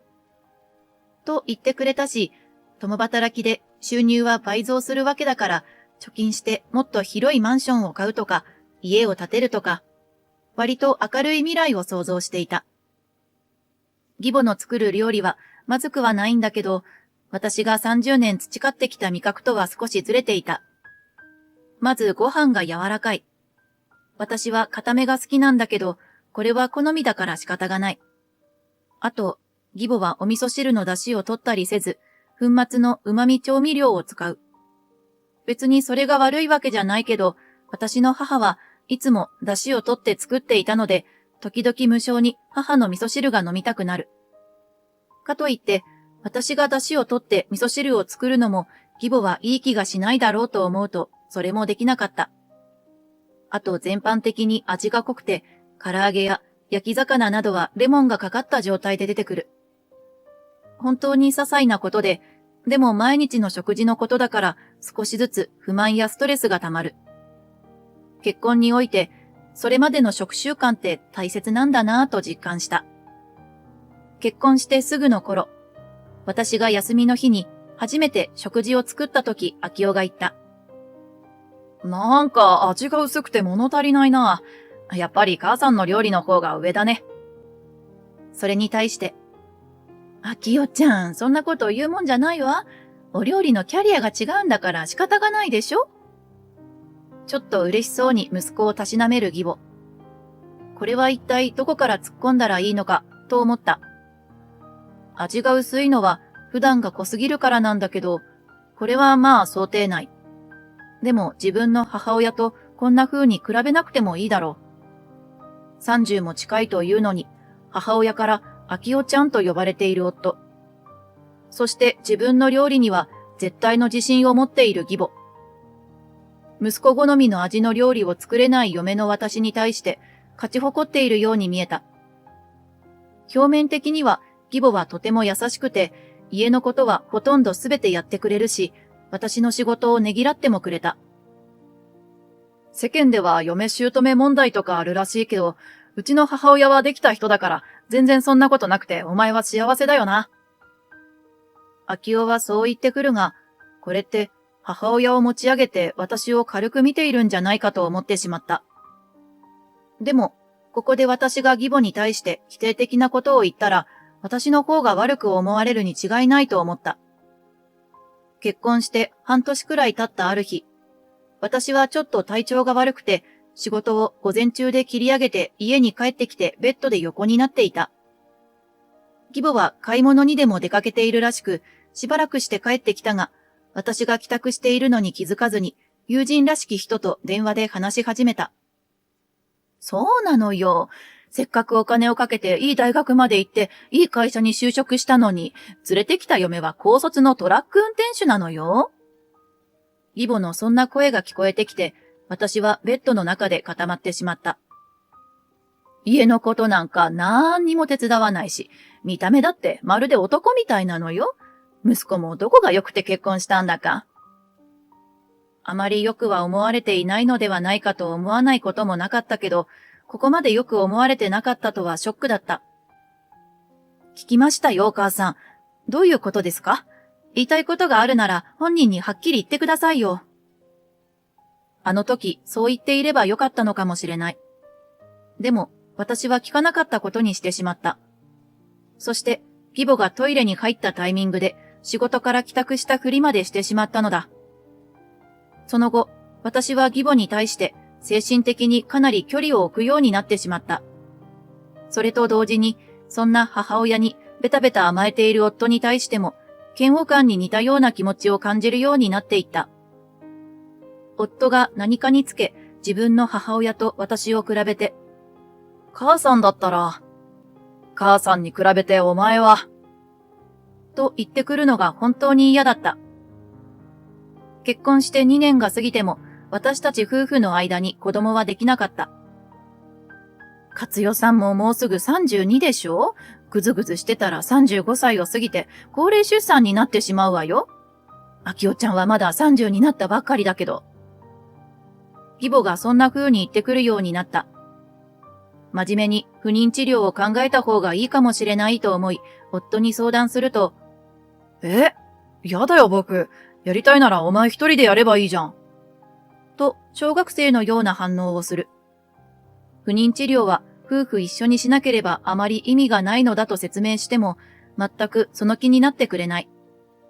仕方がないので義母に相談すると、そりゃ嫌がるわよ。明夫ちゃんに問題があるはずないもの。と自信満々で言う。なぜそんなにきっぱり言い切れるのか。こんな言い方をされたら一方的に私が悪いみたいではないか。腹が立った私はつい喧嘩腰になって言ってしまった。どうしてそう言い切れるんですか？子供ができたことでもあるんですか？そんなことないわよ。義母は明らかにしまったという顔をして口を滑らせたことに動揺していた。だったら問題があるかないかなんてわからないですよね。わかるのよ。これは過去のことだから言いたくなかったけど、明夫ちゃんは大学の時に付き合っていた彼女との間に子供ができたことがあるの。ショックだった。お互いいい年だったし、過去に付き合った人がいるのは全然構わないけど、子供まで作っていたとは。それでその子供は？バカなこと言わないでよ。まだ学生だったのよ。将来のこともあるし、子供なんてとんでもない。私が相手の女の子にお金を渡して病院に行かせたわよ。早めに相談してくれてよかったわ。私は自分が青ざめるのが分かった。付き合っていた彼女が妊娠して、それをまず母親に相談した夫が信じられなかったし、妊娠させた女性に自分の母親がお金を持って行って子供を始末させるのを許したのも信じられなかった。それで、その後そのお相手の女の子とは？知らないわ。それっきり別れたみたいよ。見ず知らずの女の子のその時の気持ちを思うと胸が痛んだ。この話を夫が正直に話してくれていたのならまた違ったのかもしれないけれど、息子を溺愛していて、嫁の私を内心よく思っていない義母。無自覚マザコンの夫。このまま結婚生活を続けていていいのだろうかと思いつつ、決定的な離婚理由が見つからず、踏ん切りがつかない私。結局、不妊治療をすることもなく、表面的には和やかに、実際には冷えた感情のまま、日々を積み重ねてしまった。私が内心何を考えていようと、夫と義母には全く関心がないようで、母と息子が仲良く暮らせれば満足だったのだろう。長い間義母から孫の顔が見たいと言われ続けたけど、多分それは本心じゃない。何年も一緒に暮らしていて私は気づいた。孫を産んで嫁に大きな顔をされたくない。息子の関心が母親より子供に移ってしまうのは許せない。義母はそう思っていたんじゃないかと思う。結局私は妊娠することもなく50歳になってしまった。ただ一つ大きな変化があったといえば、私が40歳の時に家を建てたことだ。少なくとも夫婦ともに仕事は順調で、お互いお金のかかる趣味などもなかったので、マイホームを持つことになった。後から思えば、家など建てずに離婚を決意していればよかったのかもしれない。頭金はかなりの額を用意できたとはいえ、さすがに現金で家を建てることはできなかったので、住宅ローンを組むことになり、それに縛られることになってしまったのだ。それでも新居には私の部屋があり、自分だけの空間で時間を過ごせるようになったので、私はそれでかなり満足してしまった。夫が暴力を振るうわけでもなく、仕事をしないわけでもなく、掛け事をするわけでもない。もっとひどい夫に耐えている奥さんはいくらでもいる。そう自分に言い聞かせ、日々を過ごしてしまった。今では家族3人で食卓を囲むこともなくなり、義母は私の分の食事の支度もしなくなり、私も義母に気を使うことなく、自分の好きなものを自分で作って食べるようになっていた。相変わらずドライバーの仕事は続けていたし、それなりに偉くなって収入も増え、余裕のある暮らしと言える毎日だ。幸せですかと聞かれたら、はいとは答えられないけれど、最近夫に付き合っている女性がいるのではないかと薄々感じていた。別に嫉妬もしなければ腹も立たなかった。それならそれでようやく離婚できると思ったくらいだ。私はいつその日が来てもいいように、大切なものをすぐに持ち出せるように、スーツケースに詰めてクローゼットに置いておいた。人生は選択と決断の繰り返しだという。私にもそんな場面がいくつもあったはずだ。多分正しい選択ができなかったのではないかと思うけど、それは誰にもわからない。取り立てて不幸でもなく、幸せでもなく、お金持ちではないけど貧乏でもない。人生の折り返し地点を過ぎて、私の人生、これで良かったのかな、とふと考えてしまう。そんなある日、夫から、再婚するから離婚して出て行ってくれないか？彼女が気分を悪くするから、お前の私物は一つも残すなよ。と言われた。ああ、ついに来たかと、冷めた気持ちで思った。義母にも、彼女妊娠しているの。子供も産めなかった外れ嫁は今すぐ出て行け。と突き放すように言われた。義母は絶対に息子の味方。相変わらずの仲良し親子だ。わかりました。私はスマホを取り出し、あるところに電話をかけた。もしもし、今から家を出ます。引っ越しの手配もよろしくお願いします。え？2秒で引っ越しを手配した私に驚く夫と義母。この突然の離婚話に私が余裕で対応できたのには理由がある。それは1ヶ月ほど前のことだ。その日は休日で、私は駅前の複合商業施設にショッピングに出かけていた。その時後ろから、すみません、ちょっとよろしいですか？と声をかけられたのだ。振り向くと、ロマンスグレーの長身の紳士が立っていた。はい、セールスにも勧誘にも宗教にも興味ありませんが、だいたい駅前で見知らぬ人に声をかけられたら、こう答えることにしている。セールスでも勧誘でも宗教でもありません。少しお話ししたいことがあるのです。とても魅力的な低音ボイスだった。柔和そうに見えるが目つきは鋭い。まさかナンパではあるまいと思いつつ、何でしょうかと聞き返すと、紳士の口から驚くような言葉が出た。あなたのご主人は浮気をしています。そのことでお話があるのです。え？驚いたのは、夫が浮気をしているという話より、そのことを見知らぬ紳士から告げられたことだ。夫が浮気をしているのは薄々感じていたし、今更ショックでもない。興味を惹かれた私は、紳士から話を聞くために、二人で近くのコーヒーショップに入った。突然このような話をするのは非常に申し訳ないのですが。そう言いながら紳士が差し出した名刺には、この地元では有名な企業の取締役社長という肩書きと、金子信也という名前が印刷されていた。長年地元でドライバーをやってきたので知っている。ドライバー同士のお客さんの情報交換は結構すごいのだ。それはトラブルを回避するためでもある。金子さんが社長を務める企業は、かつてはヤクザと呼ばれていた団体が、堅気の会社を起こして成功したものだ。表向きは本当に普通の会社なので、一般の人はほとんど知らないだろう。ただし、他の会社にはいないようなこわもての社員が若干多めである。私は内心ちょっと冷や汗をかいた。もしかしたら夫は、この会社のやばい人の奥さんに手を出したとか、そういうことなのだろうかと。しかしそれは違っていた。旦那さんの浮気している相手は、私の妹なのです。年は離れていますが。これは意外だった。妻の浮気相手ではなく妹なのか。怪訝な顔をしている私に、金子さんはゆっくりと説明してくれた。妹は5年前、夫の運転する車が事故を起こし、夫と5歳の息子を一度に亡くしてしまったのです。それは全く予想外の話から始まった。妹は事故の怪我とショックで心を病んでしまい、数年間入院していました。2年ほど前に退院して、ここ1年はリハビリのつもりで、1日数時間、喫茶店のウェイトレスをして働いています。ご主人とはそのお店で知り合ったようです。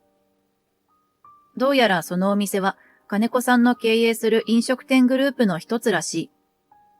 年の離れた妹を心から心配して力になろうとしているのが伝わってきた。本当に申し訳ないのですが、妹は現在妊娠3ヶ月なのです。妹ももう43歳です。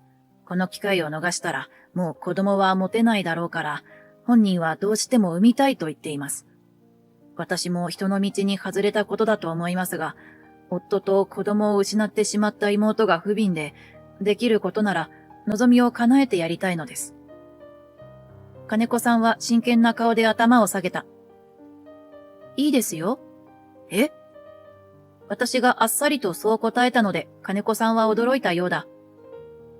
喜んで、と言ったら変ですけど、私は離婚します。私たち夫婦には子供もいないし、夫を必要とする人がいるのなら、その方がいいでしょ？いや、でも、そんな、申し訳ありません。ありがとうございます。金子さんはそう言って深く頭を下げた。慰謝料はしっかり払わせていただきますので。通常、夫婦のどちらかが不貞を働いた場合、その浮気相手に慰謝料を請求することができることくらいは私も知っていた。妹さんから慰謝料を取るつもりはありません。慰謝料は夫からもらいます。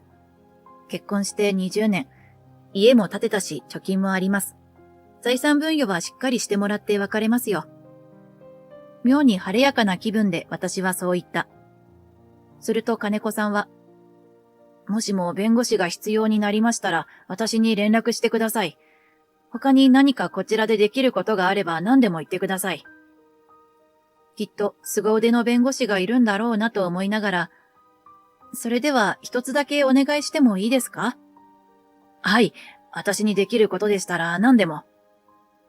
近いうちに夫が離婚を切り出してきたら、私はすぐに家を出るつもりです。その時に引っ越しの手配をお願いしてもいいですか？自分の働いている運送会社に頼もうかと思っていたけど、事情を話すのも面倒なので迷っていたところだった。金子さんはちょっと驚いた顔をしていた。そんなことでいいんですか？それならうちのグループ会社の運送屋に頼んでおきますから、その時が来たら私に電話してください。引っ越し先はもう決まっているんですか？いえ、明日から実家の母と暮らせる小さなマンションを探します。それならうちの系列の不動産屋を紹介しますよ。敷金礼金なしでいい部屋を探させます。手広く経営しているんだなぁと思いつつ、お言葉に甘えることにした。一つ言っておきたいことがあります。妻の私が言うのもなんですが、夫はあまりおすすめできる人ではないですよ。母親にべったりだし、性格も決していいとは言えません。妹さんはそんな男性でいいんでしょうか？私がそう言うと、金子さんはにっこりと笑った。まあ、人間長所短所があるものです。妹が好きになったのなら仕方ない。でも妹を泣かせるようなことがあれば私が許しません。にこやかだけど、その笑顔には凄みがあった。この兄がついているなら、義母も夫も新しいお嫁さんをないがしろにすることはできないだろう。引っ越し手配の電話を切った私は夫に向かって言った。あなたの不貞で離婚をするんだから、きっちり慰謝料は払ってもらうわよ。この家も貯金も財産分与してもらうから。え？夫と義母が同時に声を上げる。当然でしょ？結婚してから気づいた財産は夫婦ともに半分権利があるの。慰謝料は500万円でいいわ。冗談言わないでよ。なんであんたみたいな外れ嫁にそんな大金を払わなきゃいけないのよ。そうだ。僕は払わないぞ。まあ、こういう反応になるだろうとは思っていた。その時、家の前に黒塗りの高級車が止まった。ドアチャイムが鳴り、窓の外を見た夫が、なんか高そうな車が家の前で止まったぞ。と、怪訝な顔をした。私がドアを開けると金子さんが立っていた。お迎えに上がりました。引っ越し業者も間もなく到着します。高そうなスーツに身を包んだ紳士に、夫も義母もどう反応していいかわからないようだ。こちら、あなたの浮気相手のお兄様よ。え？いや、はじめまして？驚く義母。何が何だかわからないといった感じの夫。金子さん、わざわざありがとう。今、財産分与と慰謝料の話をしていたんだけど、どうも払うつもりがないみたいです。そうですか。仕方がないですね。それでは私が弁護士に依頼しましょう。ちょっと待ってよ。なんで彼女のお兄さんがそんなことを？いや、そもそもなんでお前が知り合いなんだよ。お兄様は可愛い妹のために私に話をしに来てくれたのよ。あとお兄様はこの地元では有名な大きな会社の社長さんよ。これを聞いた義母と夫の顔が一瞬輝いた。逆玉だと思ったのかもしれない。今は堅気だけど、もともとはヤクザ屋さんよ。私がそう言うと金子さんは、気がついていたのですか。と苦笑した。そりゃこの地元で長年ドライバーをやってますから、名刺をいただいた時に会社名を見てすぐわかりましたよ。ヤクザと聞いて明らかにビビり出す義母と夫。大丈夫よ。今はちゃんとした普通の会社だもの。でも、妹さんを泣かせたり、不幸にしたりしたらどうなるかわからないけどね。私は虎の意を借りてにっこり笑ってそう言った。その後、ビビりまくった夫と義母は、ほぼ無抵抗で財産分与と慰謝料の支払いを認めた。私は用意された離婚届に記入して、やってきた引っ越し業者に指示をして荷物を運び出してもらい、自分もスーツケースを持って軽やかな気分で玄関に向かった。金子さんが用意してくれたのは駅前の高級マンションで 2LDK の広い室内には基本的な家具がすでに設置されていて、ベランダはキャッチボールができるほど広い。それなのにワンルームマンションほどの家賃でいいという。そこまでしてもらうわけにはいきません。と抗議したのだが、金子さんは聞き入れてくれなかった。妹はあなたの旦那様を奪ったのです。あなたはもっと要求を突きつけてもいい。いえ、十分すぎます。自分が優柔不断なせいで問題を先送りにしてしまったけど、多分心のどこかできっかけを探していたんだと思います。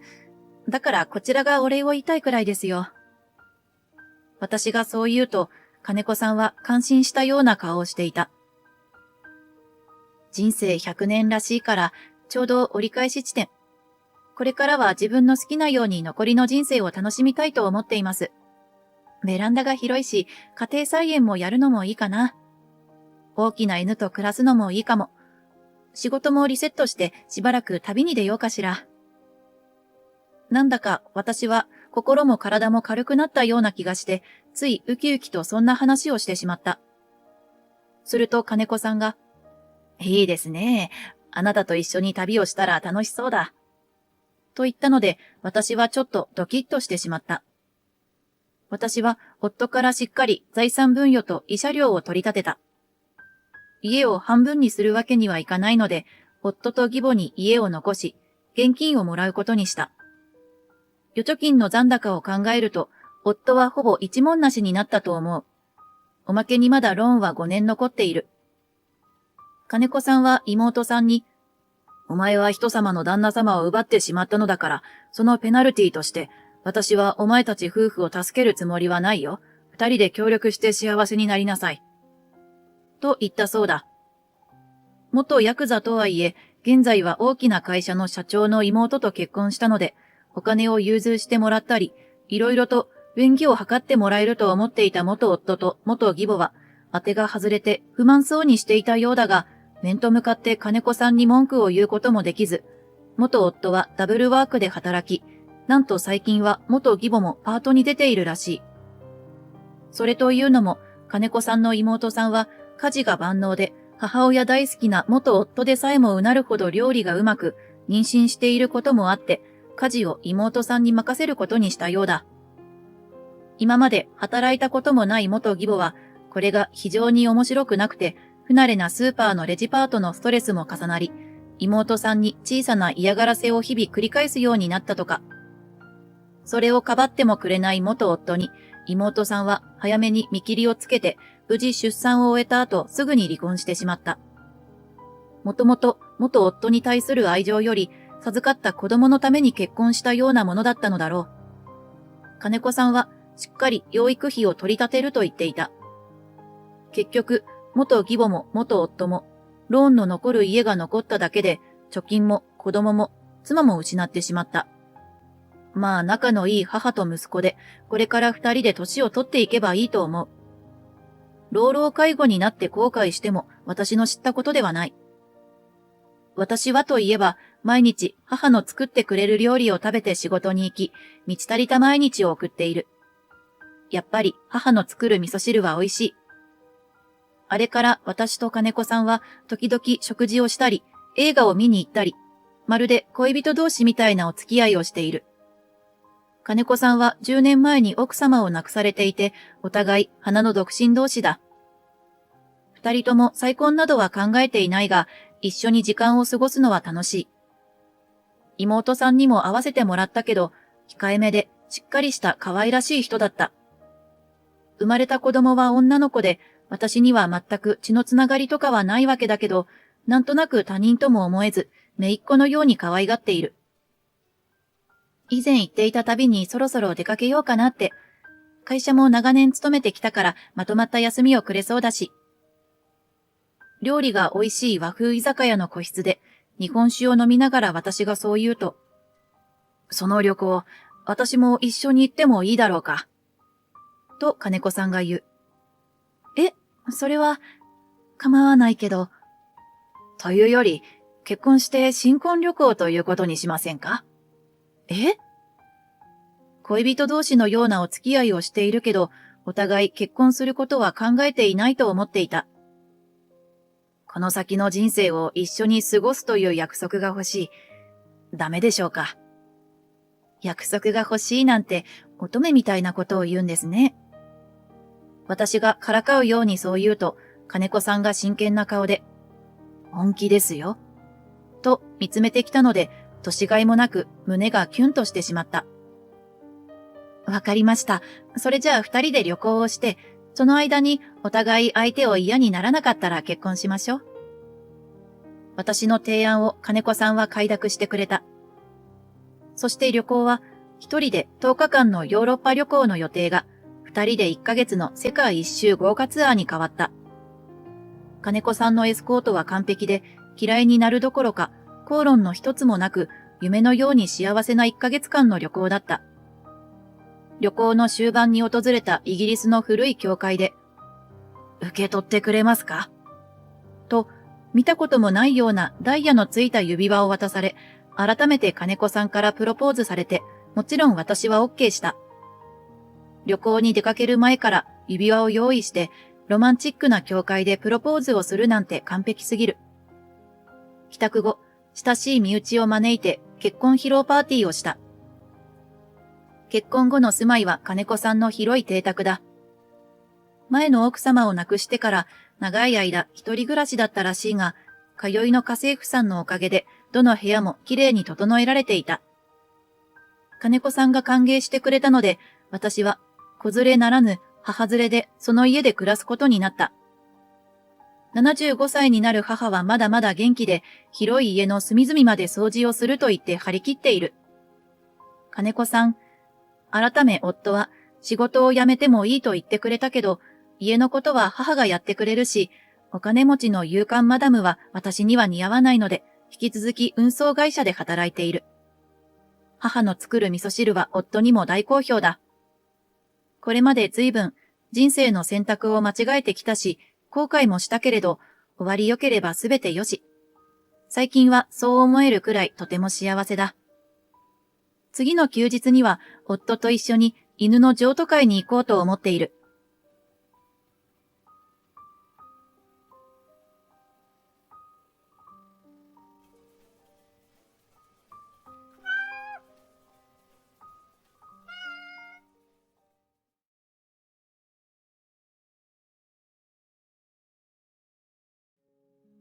結婚式前日に妹が突然家にやってきていった。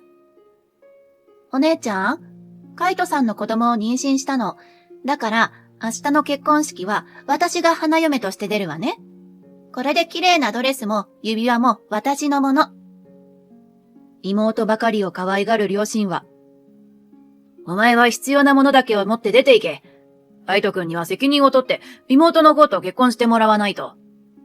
と言い、私のことを全く気にしてくれない。でも、妹の話をよく聞くと、その話、なんかおかしくないですか？私は、森川遥、36歳の専業主婦。年中と小学5年生の男の子の母親で、毎日子供の遊び相手になってくたくただ。でも、そんな日々も今となっては私の幸せな日常。現在は可愛い男の子2人に囲まれた賑やかな家庭を持っているが、私の育った家庭はちょっと違っていた。というのも、私には5歳離れた妹がおり、幼い頃から両親は私そっちのけで妹を溺愛しがちだった。それにはちょっとしたわけがある。妹の冬美は生まれた時、低体重の未熟児で産後1ヶ月ほど入院していた。そのせいもあって、生まれた直後から両親は妹を必要以上に気にかけるようになった。妹がすくすく育って歩き出しても、ちょっと転んだり泣き出しただけで、まるで大病を患ったような大騒ぎ。おもちゃもいくつでも買い与えた。それだけならよかったのだが、妹が私のおもちゃを気に入れば、私から取り上げてまで妹にあげる。それがずっと続いたせいか、妹はかなりわがままな性格になっていった。言っておくが、妹は低体重で生まれこそしたものの、その後は特に体が弱いわけではなく、普通に育った。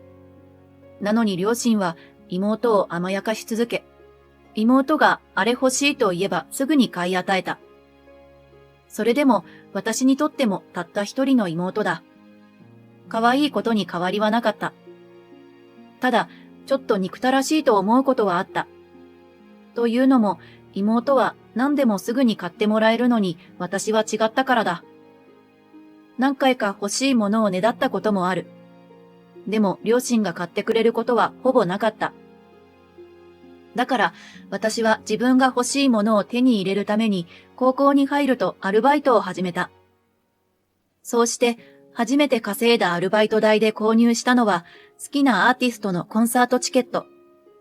かなりの倍率だったが運よくゲットできたレアチケットだ。しかし妹が黙っていなかった。お姉ちゃんだけずるい。私も行きたい。コンサート当日に妹がダダをこねたため、両親は、お姉ちゃんなんだから、今回のチケットは妹に譲りなさい。と言ってきた。でも今日のチケットは私がバイトを頑張って買ったのよ。それに友達と行く約束しているから。と、私が断ると、妹はみるみるうちに泣き出し、父は私を頭ごなしに叱ってきた。姉なのに妹に譲ることができないのか。今日はお前は家から出るな。そう言って私からチケットを取り上げて、結局私はコンサートに行けなかった。この時から私は自分が稼いだアルバイト代を何に使うのかは言わないことにした。それでもバレる時はバレる。私が新しいバッグを買うと妹は目ざとく。お姉ちゃん、そのバッグバイト代で買ったの？いいなぁ。と言ってくる。冬美にはまだ早いよ。高校生になったら自分でアルバイトして買いなよ。と言うと、お姉ちゃんの意地悪。私だって友達に新しいバッグ自慢したいもん。別に私は自慢したいから買ったつもりはないんだけど、と思っていると、パパ、お姉ちゃんが私に意地悪する。と、妹はすぐに両親に言いつける。はるか、お前冬美に意地悪したのか？してないよ。冬美が私のバッグを欲しがっているだけ。じゃあ、必要な時に貸してあげなさい。と、相変わらず両親は妹に甘い。これ買ったばかりなのよ。私だってまだそんなに使ってないのに。と私が言うと、妹がにやりと笑って。じゃあ、週末に友達と遊びに行くから貸してね。と言ってきた。そして貸したが最後、戻ってきた試しがない。そんな風に、妹は気に入ったものを私から次々と奪っていくのが習慣になっていた。だから私は大学進学を機に実家を出て一人暮らしを始めた。大学時代は実家を離れたせいか比較的平和に過ごせた。そんな大学時代に出会ったのが今の夫となったカイトだった。学部は違ったものの、お互い稼働サークルに所属したことがきっかけで親しくなった。当時はただの友達という関係だったが、大学卒業後、サークルの OB 会が催されることになり再会したのだ。一次会でお互い久しぶりと会話を始めると、お酒の力もあってか、いつの間にか会話が弾み、そのまま二次会、三次会と一緒に飲んだ。そしてふとカイトが、俺、大学時代お前のこと気になってたんだよな。と漏らした。悪い。酒の勢いでつい言っちゃった。ちなみに、今は彼氏とかいるの？カイトは耳を赤くしながら聞いてきたので、私もそれにつられて顔が真っ赤になるのが自分でわかった。きっとこれはそう、お酒のせいだけじゃない。私は素直に、いないよ。それに、実は私も、あの頃カイトのこと気になってたんだよね。と告白した。こうして私たち二人は交際をスタートした。それから3年の交際を経て、私たちは26歳の時に結婚を考えるようになった。となると、必要なのはお互いの実家への挨拶だ。私は実家に、結婚を考えている人がいるから連れて行く、と連絡し、1ヶ月後に2人で挨拶に行くこととなった。ただ一つ気がかりなのは妹の存在。妹はいつも私のものを欲しがった。だから不安だったのだが、さすがに婚約者までは欲しがらないだろう。それに妹ももう大人だし、と、この時の私は考えていた。そして迎えた当日。実家を訪れると、両親が出迎えてくれた。幸い妹は友人と出かけているとのことだったので、私は一安心した。緊張しながらの挨拶を終え、ほっと一息ついていると、玄関から、ただいま、お姉ちゃんまだいる？という妹の声が聞こえた。パタパタとリビングに来ると、いた。こっちが婚約者の方？はじめまして、妹の冬美です。はじめまして、森川海斗です。お姉ちゃんやるじゃん。海斗さんかっこいい。お仕事は何してるんですか？出版社で編集の仕事をしています。ますますかっこいい。大人って感じ。お姉ちゃんいいな。それもしかして婚約指輪？妹は私の指にはめられた指輪を指さして聞いてきた。そうよ。プロポーズの時にもらったの。私の左手薬指にはダイヤがきらめく指輪があり、妹はその手をじっくりと見ながら言ったのだ。いいなぁ。私もこの指輪が欲しいなぁ。出た。妹のいいなぁは本当に昔から怖い。今まで妹が一度欲しいと言ったものはすべて手に入れてきたから。でも妹ももう21歳。さすがに人の婚約者を欲しいとは言わないだろう。お姉ちゃん本当に結婚しちゃうの？かっこいい婚約者がいていいな。私も結婚したいな。そう言いながらカイトの方を見てきた。ちょっと嫌な予感がした。だから話を違う方向に持っていくことにした。冬美、何言ってるの？あなただってこれから自分のことを好きになってくれる人と出会えるわよ。でも、私、カイトさんみたいな人がいいな。とか言って、カイトの方を上目遣いで見つめ出した。まずい。まずい。このままだとこの子、本当にカイトが欲しいとか言い出しかねない。忘れてた。今日はこれから式場見学に行く予定があるの。ね、カイト、もう行く時間よね。私は慌ててカイトをせかして逃げるように実家を出た。でもその日以来、妹から頻繁に連絡が来るようになった。今度いつカイトさんを連れてくるの？カイトさんの連絡先教えて、など、カイトについていろいろと聞いてくる。しまいには私のアパートにまでやってきた。お姉ちゃん、カイトさんって今日来る？冬美、何しに来たの？ここに来ればカイトさんも来るかなって。えへって笑いながら言っているが、これは本当に私からカイトを奪う気なんだとゾッとした。そこで私はきちんと話すことにした。冬美、わかっているとは思うけど、カイトは私の婚約者なんだからね。わかってるって。でも、私のことをもっと知ったら、お姉ちゃんとの結婚をやめて、私と結婚するかもしれないでしょ？妹はしれっと恐ろしいことを言った。は？何言ってるの？婚約者まで私から取ろうっていうの？あなたが昔、私から奪ったチケットやバッグなんかと違うのよ。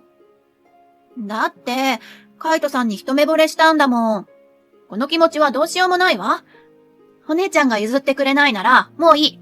自力で何とかするから。は？妹は私のことをきっと睨んで、私のアパートの部屋を出て行った。それから妹は私に連絡をしてこなかったが、とんでもない手段に出た。SNS で調べたのか、カイトの職場を調べて押しかけたそうだ。カイトは何も知らなかったため、驚いたものの、普通に妹に接したそうだ。ただ、突然腕を組んできた妹の慣れ慣れしい態度にはびっくりしたと正直に話してくれた。そこで私はこれまで妹と何があったのか、どういう性格なのかをきちんと話しておいた。それからはカイトも退社時間をずらしたり、別の要件があると言って同僚と接待に行くようなふりをして妹を避けてくれた。その甲斐あってか、妹も会社に押しかけるのはやめたようだ。だから私は妹も諦めたんだと思っていた。そして明日は私たちの結婚式。この日までいろいろあった。式場を調べて、ドレス、ブーケを選んで、テーブルウェアもカイトといろいろ話し合って決めた。二人の新居も決めて、1ヶ月前に引っ越してきた。お互いの職場に通いやすいマンションで、インテリアもくつろげるように二人で頑張って選んだ。しかも、そんな忙しい最中には、妹のストーカーまがいのこともあり、精神的にちょっと疲れた時もあったが、ようやく明日は結婚式だ。妹も、ここしばらくはおとなしく、今日まで何も言ってこなかったところを見ると、もう大丈夫だろう。そう思っていたのだが、この思いはすぐに打ち砕かれることになる。ピンポーン。玄関のインターホンが鳴った。出てみると妹。その後ろには両親が立っている。ちょっと全員揃ってどうしたの？私が聞くと、父は険しい顔つきで。カイトくんはいるか？ええ。カイト、ちょっと来て。私が呼ぶと、リビングからカイトがやってきて。あれ？こんにちは、皆さん。今日はどうしました？と、にこやかに聞いてくる。それを見た父は、お前、大事な娘に手を出したのか？と叫んできた。ん？え？僕たち明日結婚するんですよ。手を出したというのは？カイトは何が何だかわからずに私の方を見てくる。私もわけがわからずに父の方を見ると、父は、ああ、違う。はるかじゃない。冬美の方にまで手を出したのかと聞いている。は？冬美がカイト君の子供を妊娠したと言っている。姉はまだしも、まだ学生の冬美を妊娠させるなんて。と、父は怒りながらも目に涙を浮かべている。姉はまだしもという言葉に引っかかりながらも、どういうこと？と目線をカイトに送ると首を横に振っている。それを見た妹が言う。カイトさん、本当よ。私妊娠したの。お腹にはあなたの子がいるのよ。だから姉との結婚はやめて。そして明日は私と結婚式を挙げましょう。は？冬美、何馬鹿げたこと言ってるの？だって、お腹が大きくなると式は挙げにくいじゃない？でもちょうどいいことに、私はお姉ちゃんとそんなに体のサイズは違わない。親族だって明日は式に参加することになってる。それなら、いっそ、明日の結婚式は私が花嫁として出てあげる。そうすれば何も無駄にならないでしょ？ドレスも指輪も私のものよ。ね、いいでしょ、姉ちゃん。妹はにっこりと私を見ながらとんでもないことを言ってきた。そして両親も、もうこうなったらそうするしかない。カイト君には責任を取ってもらわないと。などと言っている。父さん、こんな冬美の馬鹿げた話を信じるわけ？私が言うと、お前、冬美がこんな嘘を言うと思っているのか？かわいそうなのは冬美だ。結婚前に妊娠させられるなんて。でも結婚するならまだ世間体はいい。だからカイト君には冬美と結婚してもらわないと。だから新居も冬美とカイト君のものだ。はるかは必要なものを持って出て行ってくれないか。そう言ってきた。妹だけでなく、両親まで何を言っているの？明日は結婚式だっていうのに。今まで私が頑張って準備してきたものをまた妹に譲れっていうの？しかも好きな人まで。子供の頃は仕方ないと諦めていたけど、こればかりは譲るわけにはいかない。とりあえず真相を明らかにしなくては。私は勝ち誇ったように笑っている妹に聞いてみた。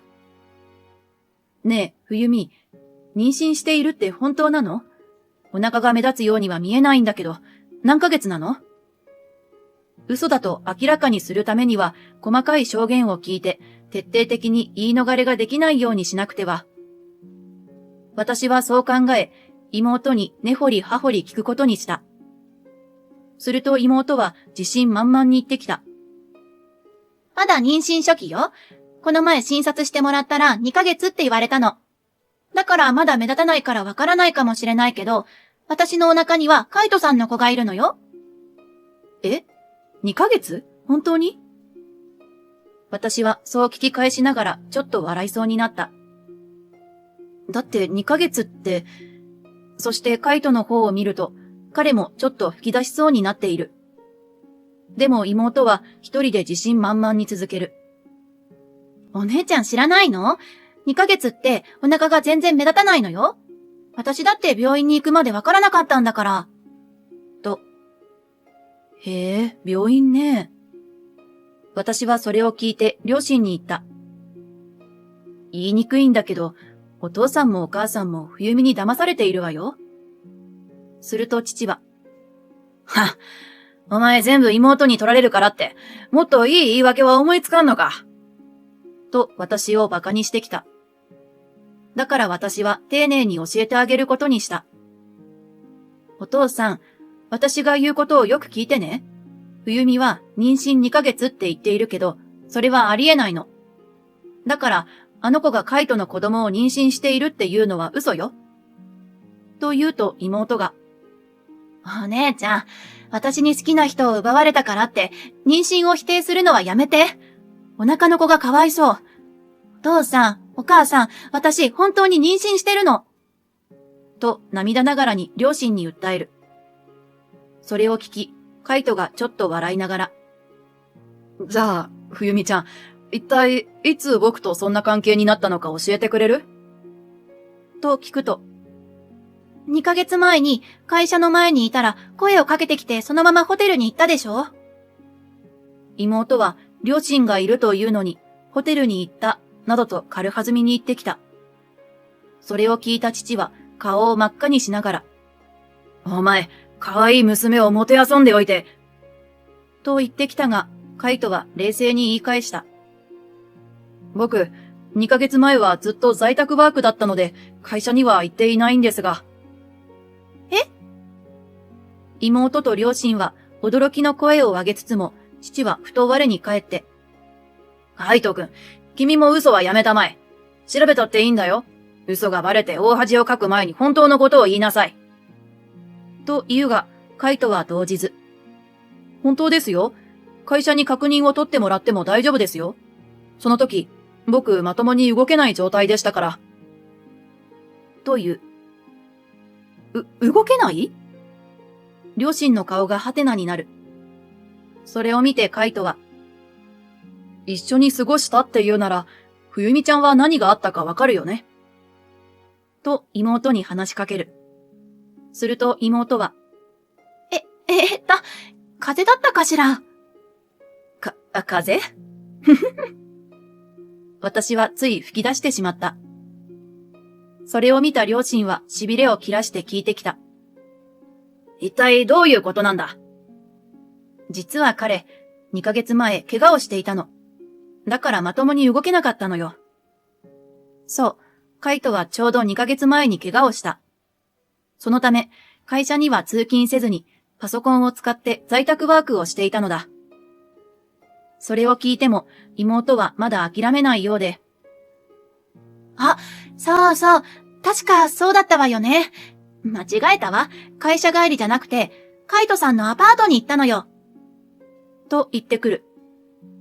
あれ？冬美、カイトの前のアパート知っているの？と私が聞くと。もちろんよ。だってカイトさんに以前教えてもらったもの。だからホテルじゃなくて彼のアパートで。と、また父親が激怒しそうなことを妹が口走ろうとしていたので、私が早々に話を折ってやった。ありえない。無理よ。どうしてよ。妹が聞いてきたので、私は素直に、言ったでしょ？怪我で動けなかったの。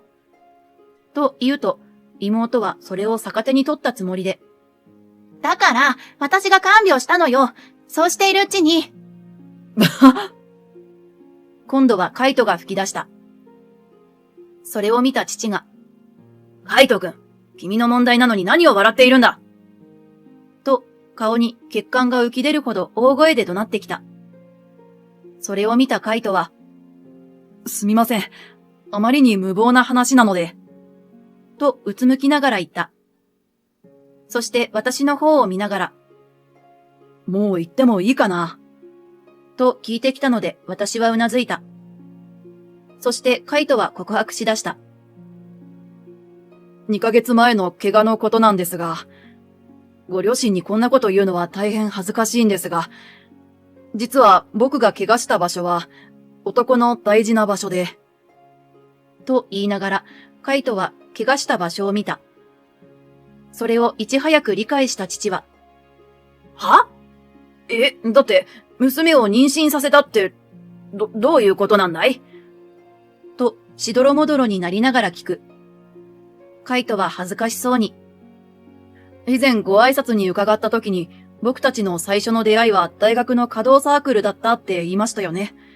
だから結婚式でもそんな出会いの再現ということで、生け花をしようということになったんです。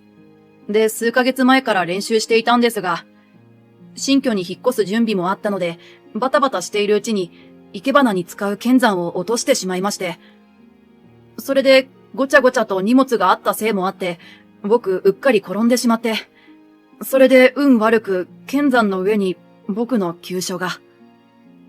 そういったところで父はうっと顔をしかめた。必要ならクリニックの先生に証言してもらいましょうか。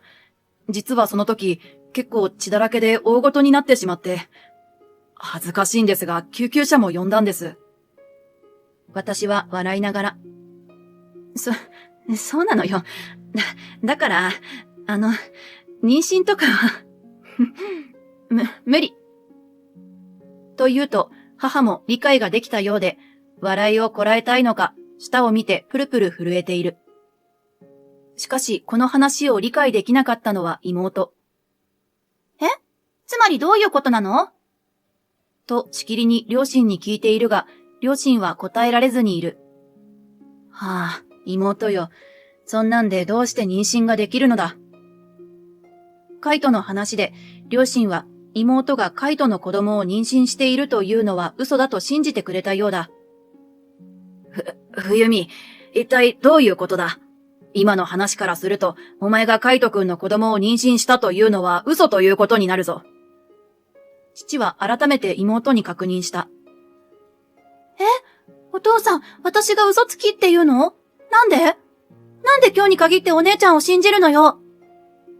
妹よ、きっと男には男にしかわからない痛みがあるのだ。私は内心、そう思いながら。ちなみに冬美が妊娠したっていうのは本当なの？お父さんかお母さんが病院に連れて行った？と聞くと、両親は二人揃って首を横に振った。つまり、妊娠というのは冬美が一人で言っていることで、証拠も何もないのだ。冬美、大事なことを聞くわよ。答え次第では私はあなたを許さないし、お父さんたちからもどう思われるかわからないわよ。と脅しておいて、肝心なことを聞いた。妊娠は本当？だとしたら一体誰の子供なの？と。すると妹は徐々に目に涙をためながら。ごめんなさい。妊娠は嘘。そういうことにしたら、カイトさんを私のものにできると思ったから。は？じゃあ誰も気づかなかったら、この妊娠話はどう処理しようとしてたの？時間が経ってから間違いだったって言えばどうにかなるって思ってたの。だってお姉ちゃんばっかり綺麗な指輪にかっこいい婚約者を捕まえて羨ましかったんだもん。冬美、なんてことをしてくれたんだ！父親に初めて大声で怒鳴られ、妹は大声でワンワンと泣き出した。今まで妹を甘やかしてきた両親も、さすがにこれはまずいと思ったのだろう。私たちに謝って、泣きわめく妹の両腕を抱えるようにして連れ帰っていった。翌日、私たちは予定通り結婚式を迎えた。妹は欠席。両親はというと、かなり疲れ果てた様子で参加してくれた。というのも、あの後、実家に帰って妹はかなり荒れたそうだ。初めて父親に雷を落とされたのがショックなのか、それとも自分の思い通りにいかなかったのがショックなのか、あるいはそのどちらもがショックなのかはわからない。どちらにしろ、今までにないほど家で暴れ回り、危うく警察沙汰になるところだったそうだ。ただ、一晩暴れ回ったせいか、今は自分の部屋でぐっすりと眠っているそうだ。そのため、両親の顔には疲労の影が色濃く残っているが、さすがに親戚も参加している手前、自分たちが欠席することはできなかったのだろう。ということで、前日にいろいろあったものの、私は大好きな彼とめでたく結婚した。そして妹はというと、あれから部屋に引きこもって出てこないらしい。両親に注意されたのが相当ショックだったようで、父が、もういい加減出てきなさい。と言っても、いや、どうせまたお説教するんでしょ？それなら一生ここから出ないから。